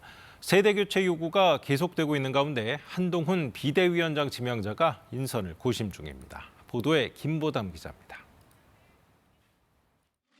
한동훈 비상대책위원장 지명자는 연휴 기간에도 비대위원 인선을 직접 챙기고 있는 것으로 알려졌습니다. 윤재욱 당대표 권한대행은 새로운 비대위원장을 중심으로 국민에게 믿음을 주는 정당이 되겠다는 메시지를 당원들에게 보내며 한동훈 비대위에 힘을 실었습니다. 오는 29일 공식 출범하는 비대위에 수도권 출신과 청년, 여성 인사들이 대거 중용될 전망인 가운데 세대 교체를 요구하는 목소리는 더 커졌습니다. 하태경 의원은 이른바 7, 8, 9 세대를 중심으로 비대위를 구성하되 새로운 시대 정신을 잘 대변해야 한다고 했고 또 한 의원은 젊은 인사들로 비대위를 꾸려야 한다고 KBS에 밝혔습니다. 이런 가운데 국민의힘은 더불어민주당이 강행 처리를 추진 중인 특검법들에 대해 비판을 이어갔습니다. 도이치모터스 사건은 문재인 정권 당시 추미애 전 장관이 실력 행사를 하며 수사지휘권까지 발동해 2년 가까이 탈탈 털어 조사했으나 어떤 혐의도 없었던 건입니다. 28일 본회의에 자동 상정되는 이른바 쌍특검 법안에 어떻게 대응하는지가 곧 취임하는 한동훈 비대위원장의 첫 시험대가 될 전망입니다. KBS 뉴스 김보담입니다. 민주당에선 당이 갈라지는 걸 막기 위한 움직임이 본격화하고 있습니다. 김부겸, 정세균 두 전 총리가 만나 통합 필요성에 공감했고 정세균 전 총리는 성탄 전야 행사에서 이낙연 전 대표와 자리를 같이 했습니다. 이 소식은 문예슬 기자가 전합니다. 성탄 전야 행사 참석차 자리를 같이 한 이낙연 전 더불어민주당 대표와 정세균 전 국무총리. 행사 뒤 어떤 대화가 있었는지 등 질문이 이어졌지만 두 사람 모두 말을 아꼈습니다. 이재명 대표 측에서는 혹시 만나자는 어떤 접촉이 시도가 있었을까요? 정 전 총리는 어제 아침 김부겸 전 총리와 회동했는데 이 자리에선 당의 분열을 막아야 한다는데 의견이 일치한 걸로 전해졌습니다. 친명계 조정식 사무총장의 지역구를 노리던 김윤식 전 시흥시장이 예비후보 부적격 판정을 받은 것 등 최근의 공천 갈등 상황에 대해서도 함께 우려한 걸로 알려졌습니다. 두 전직 총리 측 관계자는 제일 좋은 건 이 대표가 이낙연 전 대표를 끌어안는 것이라는데 두 사람이 공감했다고 전했습니다. 아마 그래도 물밑에서 그래도 좀 대화가 있지 않을까 싶습니다. 다 말씀드리기는 좀 어렵고 그런 시도나 조율이 진행되고 있지 않을까. 이재명 대표가 오는 28일 정 전 총리와 회동할 예정인 상황에서 향후 이른바 문재인 정부 3총리의 회동 가능성도 제기되고 있습니다. 이런 가운데 추미애 전 대표는 이 대표의 사법 리스크는 허구 날조이므로 적어도 사법 리스크 운운하며 이 대표를 흔들지 말라며 민주당은 똘똘 뭉쳐야 한다고 밝혔습니다. KBS 뉴스 문예슬입니다. 미국 백악관이 북한의 미사일 도발 차단을 위한 핵심 고리로 가상자산 해킹을 지목했습니다. 앤 유버거 백악관 국가안보회의 부부장관은 정치 전문 매체 폴리티코와의 인터뷰에서 북한의 사이버 공격 대응에 있어 최우선 순위는 가상자산 탈취에 있다며 북한은 해킹으로 국제 제재를 무력화하는 데 그 결과가 비약적인 미사일 발사 증가라고 밝혔습니다. 북한이 올해 해킹한 가상자산 규모는 17억 달러, 우리 돈 2조 2천여억 원에 이릅니다. 어제 서울의 한 아파트 옥상에서 얼어붙은 난방 배관을 녹이려다 불이 났습니다. 아파트 배관이 동파돼서 닷새째 난방을 가동하지 못하던 상황이었습니다. 김영훈 기자입니다. 아파트 옥상에서 검은 연기가 쉴 새 없이 뿜어져 나옵니다. 어제 오전 10시쯤 15층 아파트 옥상에서 배관보온 공사를 하던 중 불이 났습니다. 보일러 배관이 얼어붙어 닷새째 수백 가구의 난방 공급이 끊기자 해동하기 위해 열풍기를 가동했는데 보온재에 불이 붙은 겁니다. 아파트 안으로 들어가 봤습니다. 전기 보일러와 열풍기, 전기 매트까지 총동원했지만 실내 온도는 16.5도에 불과합니다. 잘 때도 아무리 온수 매트나 매트를 켜도 아이 같은 경우는 막 얼굴하고 코가 시리다고 너무 막 하고 진짜 감기도 조금씩 걸리고. 아파트 측은 노인들을 위해 경로당을 개방하고 구청, 지역 난방 공사를 통해 급히 전기 매트를 지급했지만 언제 난방이 복구될지도 알 수 없는 상황입니다. 옥상에서 뭘 녹이다가 불이 나서 또 전체적으로 그 활동을 멈췄는데 무슨 방법을 어떻게 하고 있는지 모르겠어요 지금. 근데 계속 이 상태로 있어야 되는데 언제까지인지 기약도 없고 방법이 없네요 진짜. 어제 오후 12시 5분쯤 경기 여주시 국민체육센터에서 불이 났습니다.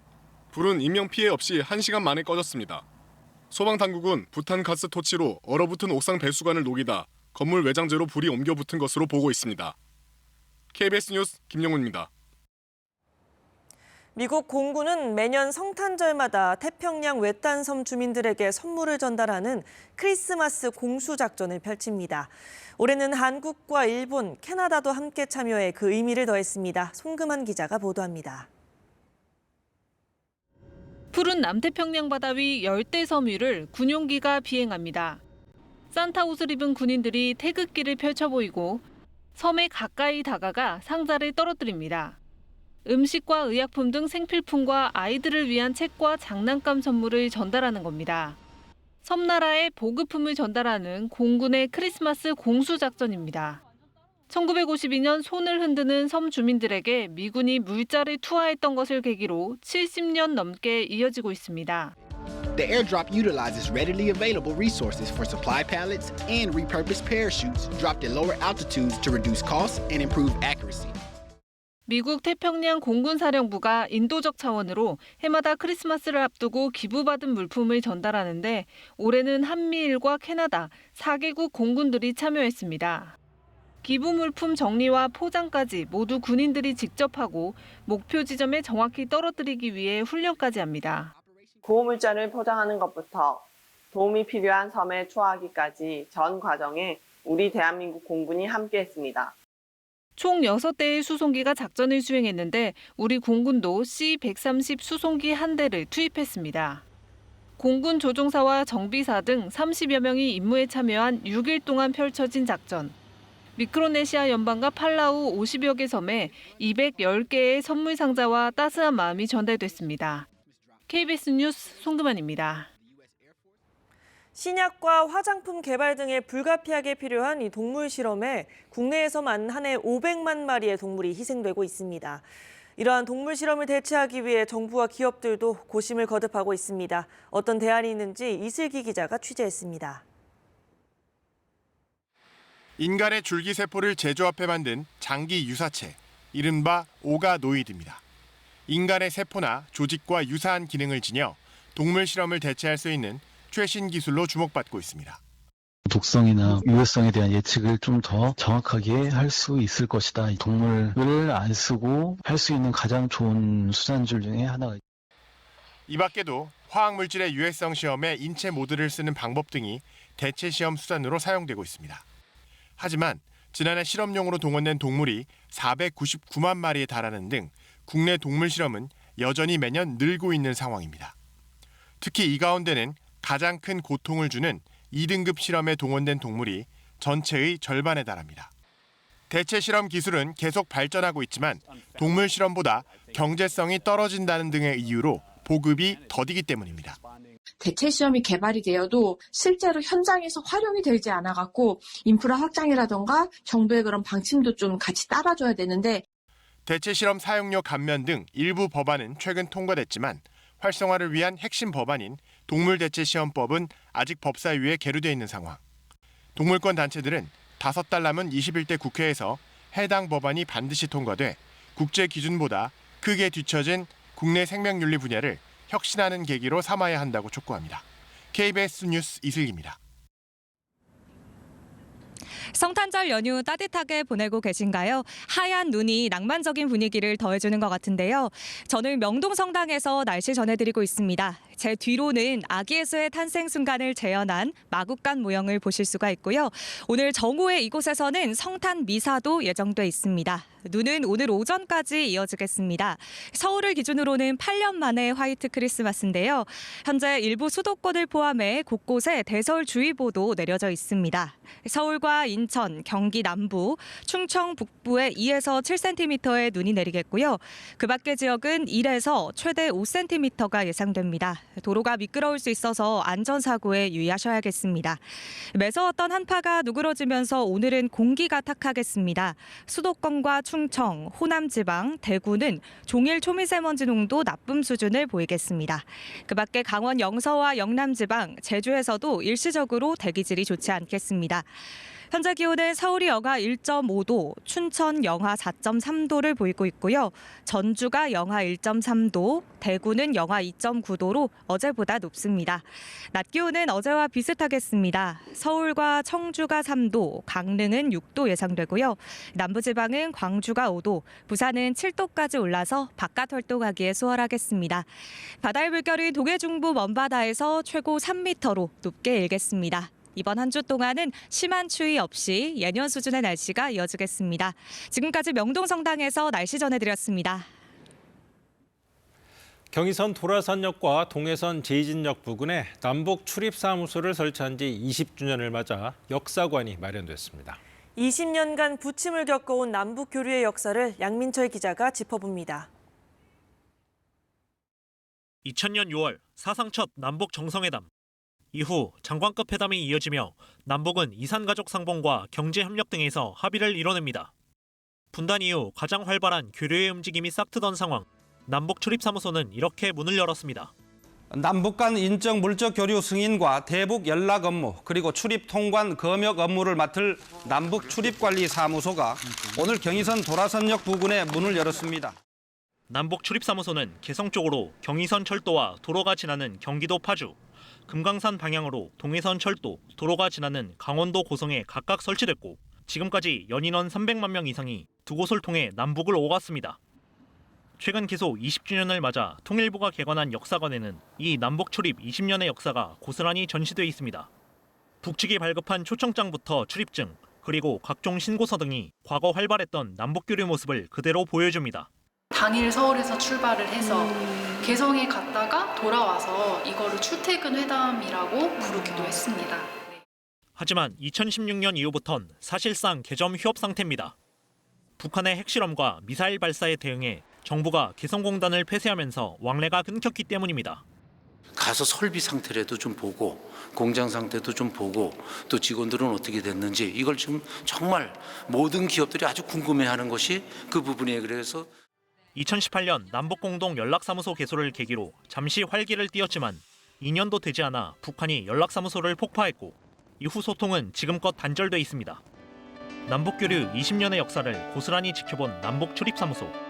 북한이 도발을 멈추고 함께 평화의 길로 나아갈 날을 기다리며 오늘도 묵묵히 자리를 지키고 있습니다. KBS 뉴스 양민철입니다.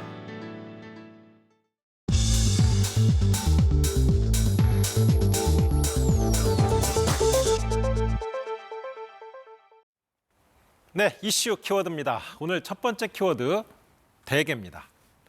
최근 한 고등학생이 노량진 수산시장에서 상한 대게를 샀다는 이야기가 온라인에 퍼지며 논란이 일고 있습니다. 학생이 샀다는 대게입니다. 군데군데 정체를 알 수 없는 검은 이물질이 눈에 띕니다. 학생의 부모는 아이가 노량진 수산시장에 놀러 갔다 사온 건데 생선 썩은 듯한 비린내가 진동해 봉지를 열어보니 상한 대게가 들어있었다고 토로했습니다. 그러면서 아이 말로는 대게가 바구니에 토막나 담겨 있어 자세히 보지는 못했고 가격 대비 양이 괜찮아 보여 1kg에 15,000원을 주고 구입했다고 한다. 이렇게 전했습니다. 이어 바구니 위쪽에 깨끗한 걸 올려놔 그럴싸하게 꾸며놓고 판 거 아니냐며 아이가 무겁게 들고 온 대게가 음식 쓰레기가 돼버렸다고 분통을 터뜨렸습니다. 대게를 판 상인은 처음엔 실수였다, 별것도 아닌데 환불해주겠다고 했다가 학생 부모가 강경한 모습을 보이자 그제야 사과했다고 합니다. 네, 다음 키워드 볼까요? 화분입니다. 최근 길가에 둔 물건을 훔쳐가는 절도 범죄가 잇따르고 있습니다. 남의 택배 상자나 이삿짐까지 뒤진 일도 있었는데 이번엔 뭐였을까요? 화면으로 보시죠. 지난달 29일 서울 양천구의 주택가입니다. 한 노인이 이른 아침부터 시장 바구니를 끌고 부은주의 걸어갑니다. 건물 앞에 멈추더니 양손으로 무언가를 번쩍 들고요. 그리고는 시장 바구니에 집어넣었습니다. 알고 보니 남의 건물 앞에 놓여있던 화분을 훔쳐가는 거였습니다. 화분이 사라진 걸 안 주인은 곧바로 112에 신고했고 경찰은 근처 CCTV를 확인하는데요. 화분을 훔친 노인이 집으로 걸어가는 모습이 고스란히 찍혀 있었습니다. 결국 노인은 절도 혐의로 경찰에 검거됐습니다. 길에 떨어진 물건이라도 가져가면 안 된다는 거 다 알고 계시죠? 네, 오늘 마지막 키워드는 5만 원입니다. 얼마 전 팁 문화를 둘러싸고 한참 논란이 됐었죠. 그럼 이런 팁은 어떠신가요? 한 고속버스 기사가 인터넷에 올린 사진입니다. 승객이 팁으로 준 5만 원이라고 합니다. 사연은 이렇습니다. 버스 기사는 지난 20일 경기도 안성터미널에서 대기하던 중 허리가 불편한 할머니를 발견합니다. 그래서 가방을 들어드리고 할머니가 넘어지지 않게 옆에서 도와드렸습니다. 할머니에게 안전띠도 메어줬다고 합니다. 버스가 안성을 떠나 서울 고속버스 터미널에 다다랐을 무렵 할머니는 운전석 컵받침에 무언가를 툭 던졌다고 합니다. 버스에서 내린 할머니는 자신의 손을 꼭 잡고 이렇게 친절하신 기사님은 처음 봤다. 덕분에 무사히 서울까지 올 수 있었다고 말했다는데요. 할머니가 던진 게 사탕인 줄 알았던 버스 기사는 나중에서야 5만 원짜리 지폐였다는 걸 알게 됐다고 합니다. 버스 기사는 고속버스 운행 7년 만에 처음 팁을 받아봤다며 고마움을 전했습니다. 지금까지 이슈 키워드였습니다. 강원도 동해안을 따라 16년간 달려온 바다열차가 올해 크리스마스를 끝으로 운행을 종료합니다. 예산 부족 때문인데 아쉬워하는 관광객들이 많습니다. 바다열차의 마지막 모습을 신선민 기자가 담아왔습니다. 동해바다를 따라 달리는 열차입니다. 창문을 마주보는 좌석에 앉으면 푸른 바다가 그림처럼 펼쳐집니다. 풍경이 너무 좋아요. 여기 송정 지나고 나면은 그때부터는 계속 바다를 보게 돼 있어요. 그래서 너무 좋아요. 2007년부터 하루 두세 번씩 강원도 강릉과 동해, 삼척해안 53km를 왕복해온 국내 첫 바다 열차입니다. 저는 혼자 이걸 타봤는데 저희 아저씨는 한 번도 안 타봐갖고 이게 이제 없어진다 하니까 한번 타보고 싶어서 그래서 이제 오늘 이렇게 타게 됐어요.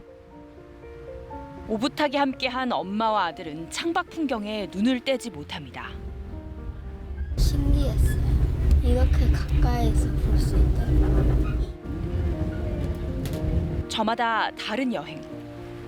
달리는 열차는 그 사연도 쉴 새 없이 풀어냅니다. 바다에서 타고 가족과 추억 쌓기, 헌일 최고, 오빠 최고, 고영 최고, 수영 최고, 이렇게 3최고 외쳐주셨습니다. 열차는 간이역에서 시간도 허락해줍니다. 가족들은 추억을 풍경으로 담습니다. 마침 한 자리가 남아가지고 가족서 예매해가지고 오늘 강릉으로 오게 됐어요. 너무 재밌었고요. 가족들이랑 잊지 못할 추억이었어요. 2007년 첫 운행 후 누적 이용객은 195만 명. 영동 고속도로 확장으로 경쟁력을 잃게 된 영동선 철도 활용 전략으로 탄생했지만 올해 성탄절까지만 운행합니다. 낡은 열차를 새로 바꿔야 하는데 140억 원에 이르는 예산 분담 문제가 생긴 겁니다. 코레일과 강릉동해 삼척시가 끝내 합의점을 찾지 못했습니다. 없어진다니까 좀 섭섭해요. 좀 계속 이어졌으면 좋았을 텐데 없어진다니까 어딘가 모르게 좀 이래 허전한 느낌이 들다 할까?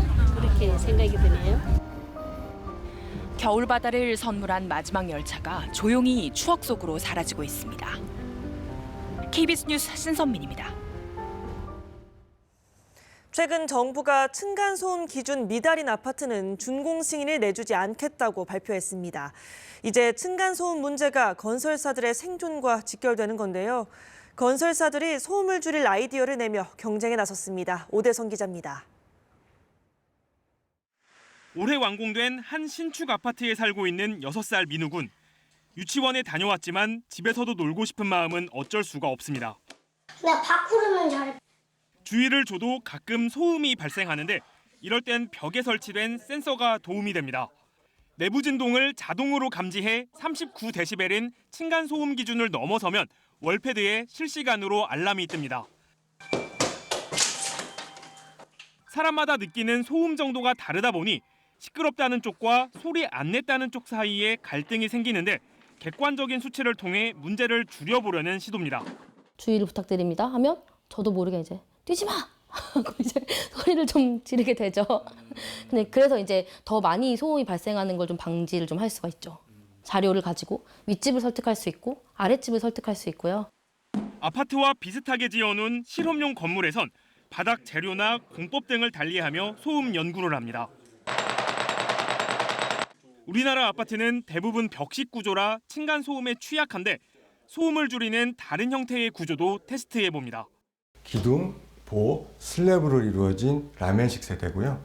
이게 실제로 지금 그렇게 지어놓은 공간이죠? 예, 실제로 그렇게 지어놨고요. 그래서 저희가 라멘식 세대에서의 층간소음 특성 그리고 거기서 나오는 어떤 효과를 알아보기 위해서 소음을 줄이는 확실한 방법은 바닥 콘크리트 슬래브를 두껍게 하는 거지만 그만큼 비용이 들고 분양가에 영향을 미칩니다. 비용 대비 효과적인 소음 저감 방법을 찾고 상용화시키는 건 건설사 생존 경쟁의 핵심이 됐습니다. 국내에는 건설사 숫자도 적은 편은 아닙니다. 기준을 충족할 수 있는 시공 능력이 없는 건설사라고 한다면은 자연스럽게 시장에서 퇴출되는 것도 저희는 고려할 필요가 있습니다. 또 층간 소음뿐만 아니라 앞으로는 측간, 대각선 등 세대 간 소음에 대한 기준과 연구 개발이 필요하다는 지적도 나옵니다. KBS 뉴스 오대성입니다. 새로 나온 책 만나보는 시간입니다. 환갑을 맞은 베스트셀러 작가 공지영이 3년 만에 돌아왔습니다. 경남 평사리부터 예루살렘을 넘나들며 삶에 대한 성찰을 담아낸 산문집을 들고 찾아왔습니다. 공하영 기자와 함께 만나보시죠. 무소의 뿔처럼 혼자서 가라. 봉순이 언니, 도가니. 베스트셀러 작가 공지영이 3년 만에 수필로 돌아왔습니다. 3년 전 서울을 떠나 하동 평사리에 정착해 평화를 되찾아가던 어느 날 문득 순례에 나서기로 결심한 작가. 이스라엘과 팔레스타인을 가르는 높다란 장벽과 철조망을 마주하고 요르단부터 예루살렘에 이르는 과정을 통해 고독, 옳고 그름, 고통, 행복, 보편적인 우리네 삶의 주제에 천착합니다. 외로움은 단순한 고립과 단절이 아닌 진정한 자유로 나아가기 위한 과정이라고. 언제라도 고통이 오면 고통이 원하는 바를 묻고 변할 준비를 해야 한다고. 환갑이 된 작가는 솔직하고 담담하게 써내려갑니다. 혼자 소외돼 있다고 생각하는 사람, 또 자기 마음의 광야를 풀 한 폭이 안 나는 데서 헤매고 있는 사람, 오히려 그 사람들은 지금 가장 길을 찾기 좋은 시간이라는 걸 좀 말해주고 싶어요. 건강한 똥 속 미생물이 우울증과 알츠하이머를 치료할 열쇠가 될 수 있다. 대변 이식의 정평이 난 소화기내과 전문의와 생물학자 등이 함께 쓴 똥의 재발견에 관한 책입니다. 당연한 듯 남녀 짝을 지워준 선생님에게 성별과 상관없이 짝꿍을 정하게 해달라고 건의합니다. 노키즈존 카페에서 빵을 사 먹고 싶어 길에서 1인 시위 중인 할아버지에게 도움을 요청하기도 합니다. 11살 아이들의 눈으로 본 우리 사회의 모순을 만화로 그렸습니다. 지하철 택배 할아버지로 알려진 저자, 30년간 일한 공기업에서 퇴직한 뒤 매일 배송 일을 하면서 경험한 가슴 따뜻한 세상 이야기는 프랑스와 일본 다큐멘터리까지 소개됐습니다. KBS 뉴스 공화영입니다. 대한민국에서 연간 10만 마리의 유기견이 발생합니다. 많은 수가 입양되지 못하고 안락사 위기에 처합니다. 그런데 이런 안락사 위기에서 벗어나 캐나다에서 새로운 삶을 시작하게 된 강아지들도 있는데요. 보미와 대박이가 바로 그 주인공입니다. 보미와 대박이의 출국까지의 여정을 김경민 촬영 기자가 함께했습니다. 보미, 고생한 만큼 잘 살아야 돼. 그렇지? 좀 사랑해. 잘 살아.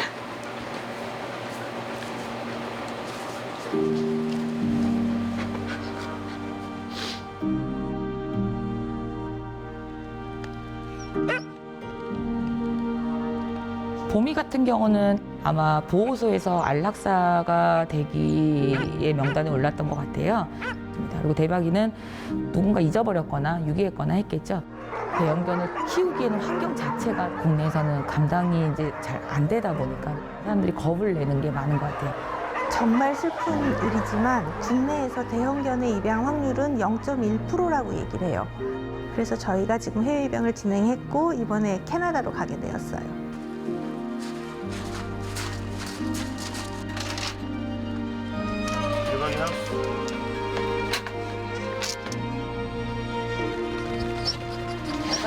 거기 잘 가.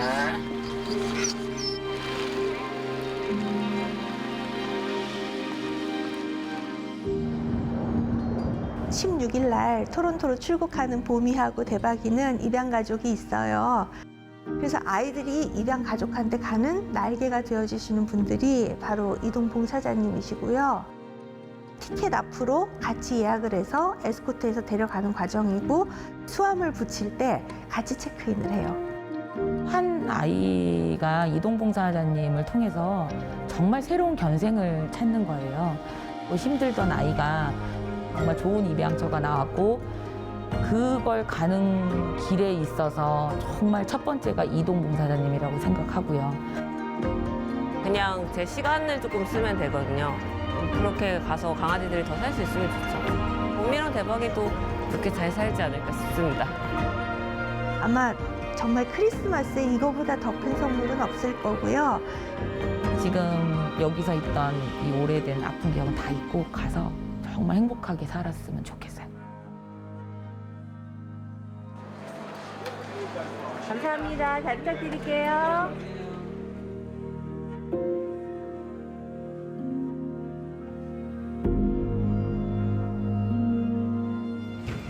Both yours? No, they are rescue dog. They will be adopted too. Hi, this is Cooper. We've had him for a few days, but it seems like he's been part of the family for years. We really appreciate all the hard work and effort that went into getting him here. Good boy. Say hi to everybody. Hi. Ooh, good looking. Thank you, Welcome Dog Korea. We appreciate it.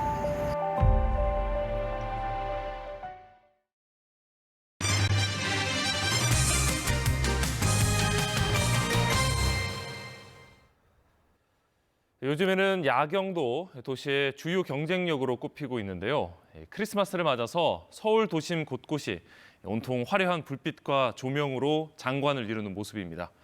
빛의 축제 현장을 노태영 기자가 소개해드립니다. 어둠이 내려앉은 광화문.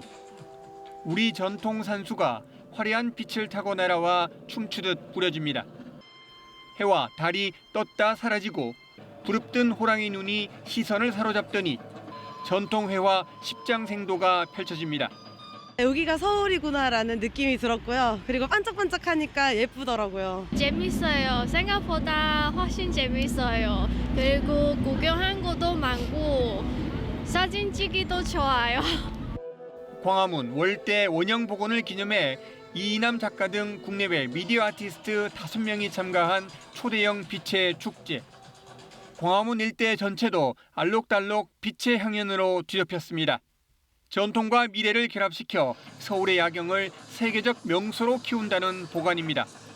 동양, 서양, 그리고 과거, 현재, 미래를 융합시키는 새로운 어떤 시공을 초월한 그런 이미지들을 보여주고 있습니다. 같은 시각 서울 동대문의 밤도 화려한 빛의 잔치로 바뀌었습니다. 푸른 빛과 함께 순간 깊은 바닷속으로 바뀌더니 열대 밀림이 나타나고 이내 고요한 숲속 전경이 펼쳐집니다. 200m가 넘는 건물 외벽이 대형 스크린으로 변신해 대자연의 모습과 더불어 디지털화된 도시를 생생하게 그려냅니다. 바다에서 돌로 변한 거 재밌었어요. 원래도 예쁜 건물에 이렇게 멋있는 빛을 쏴주시니까 더 예뻤던 것 같고. 도시 야경이 곧 경쟁력인 시대. 서울시는 올해부터 광화문과 동대문에서도 새해맞이 행사를 함께 열기로 했습니다. KBS 뉴스 노태영입니다.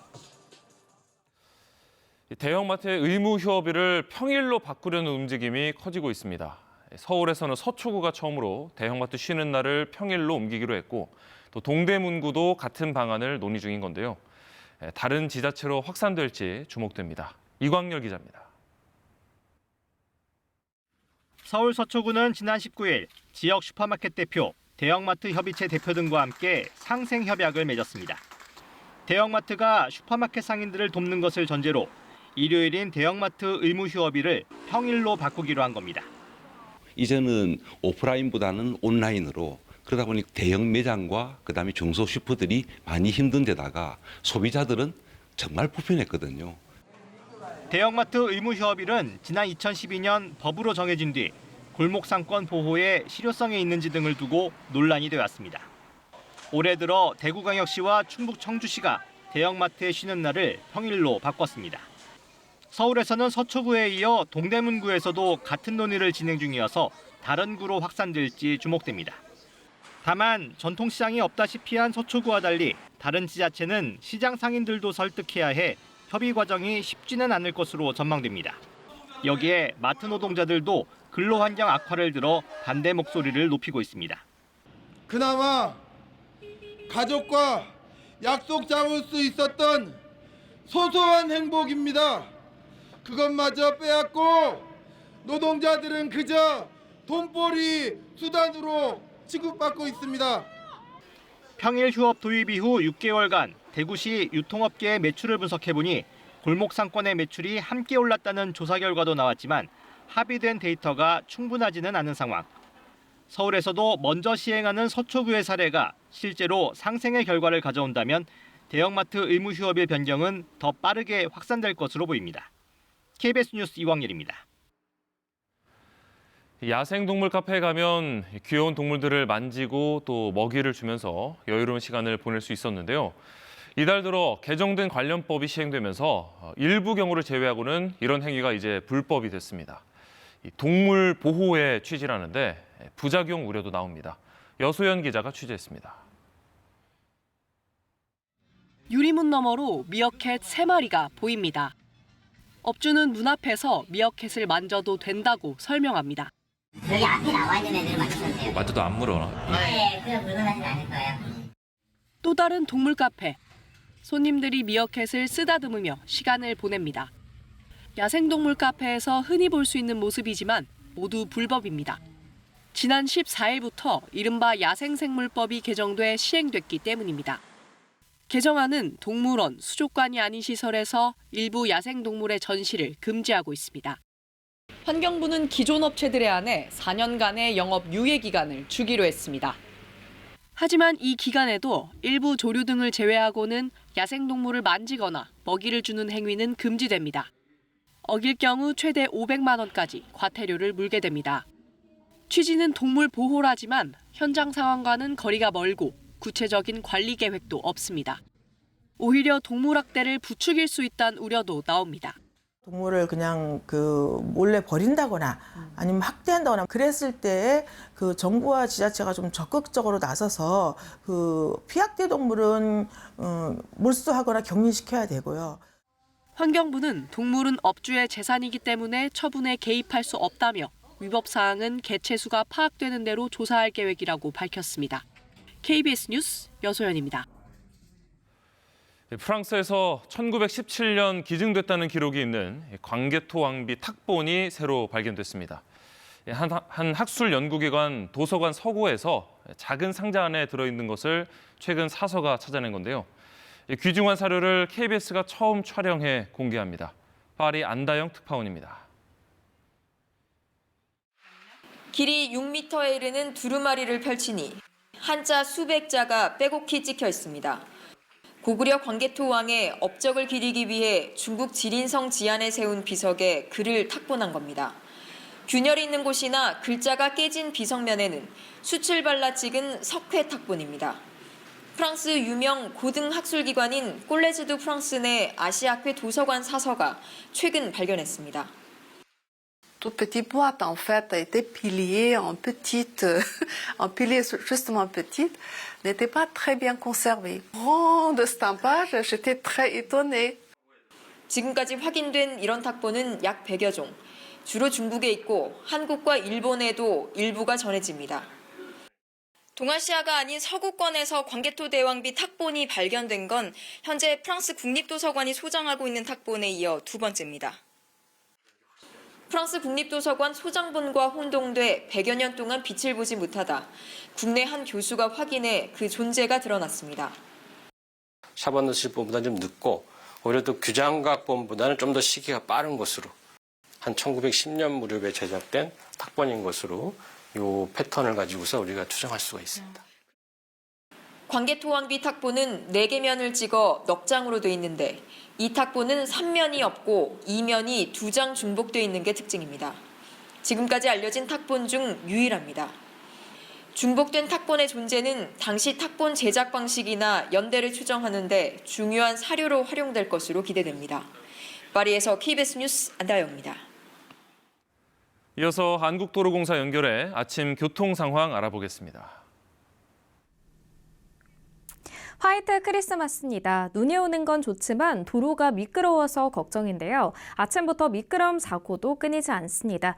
제설 작업이 부지런히 진행되고 있지만 눈이 워낙 빠르게 내리다 보니 이렇게 도로 상황 좋지 않은 곳들 많으니까요. 평소보다 절반 이상 감속 운전해 주시기 바랍니다. 이어서 사고 지점 살펴보겠습니다. 25번 호남선 순천 방향으로 석곡 나들목 부근 2차로 쪽에 차량 한 대가 서 있는 상태고요. 50번 영동선 강릉 쪽으로도 안산 분기점을 앞두고 2, 3차로 막고 사고를 처리합니다. 1차로로 감속 주행해 주셔야겠습니다. 한편 곳곳에서 눈이 오락가락하고 있습니다. 눈이 많이 올 때는 잠시 휴게소에서 피해 가시는 게 좋겠고요. 눈이 잠시 그치더라도 도로는 상당히 미끄럽고 도로 살얼음 위험도 높습니다. 특히 터널 출입구 지나실 때 더더욱 감속 주행해 주시기 바랍니다. 안전대 착용도 잊지 마시고요. 고속도로 교통방송이었습니다. 메리 크리스마스!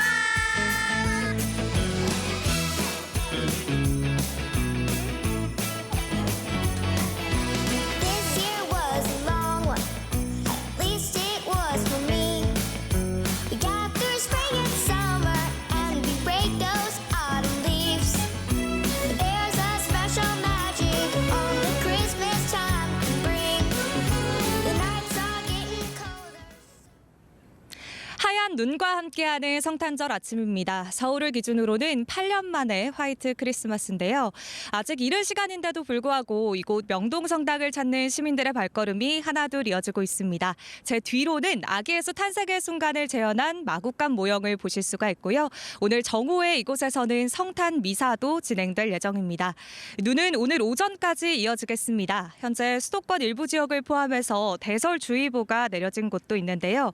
서울과 인천, 경기 남부, 충청 북부에 2에서 7cm의 눈이 내리겠고요.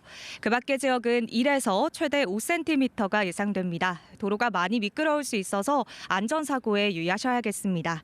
매서웠던 한파가 조금 누그러지며 오늘은 공기가 탁하겠습니다. 수도권과 충청, 호남 지방, 대구는 종일 초미세먼지 농도 나쁨 수준을 보이겠습니다. 그 밖에 강원 영서와 영남 지방, 제주에서도 일시적으로 대기질이 좋지 않겠습니다. 현재 기온은 서울이 영하 1.5도, 춘천은 영하 4.3도를 보이고 있고요. 전주가 영하 1.3도, 대구는 영하 2.9도로 어제보다 높습니다. 낮 기온은 어제와 비슷하겠습니다. 서울과 청주가 3도, 강릉 6도 예상되고요. 남부지방은 광주가 5도, 부산은 7도까지 올라 바깥 활동하기 수월하겠습니다. 바다의 물결은 동해 중부 먼바다에서 최고 3m로 높게 일겠습니다. 또 이번 한 주 동안은 심한 추위 없이 예년 수준의 날씨가 이어지겠습니다. 사랑하는 가족, 친구, 연인과 함께 따뜻한 성탄절 보내시기 바랍니다. 지금까지 명동성당에서 날씨 전해드렸습니다. 성탄절인 월요일 뉴스광장 마칩니다. 시청해주신 여러분 고맙습니다.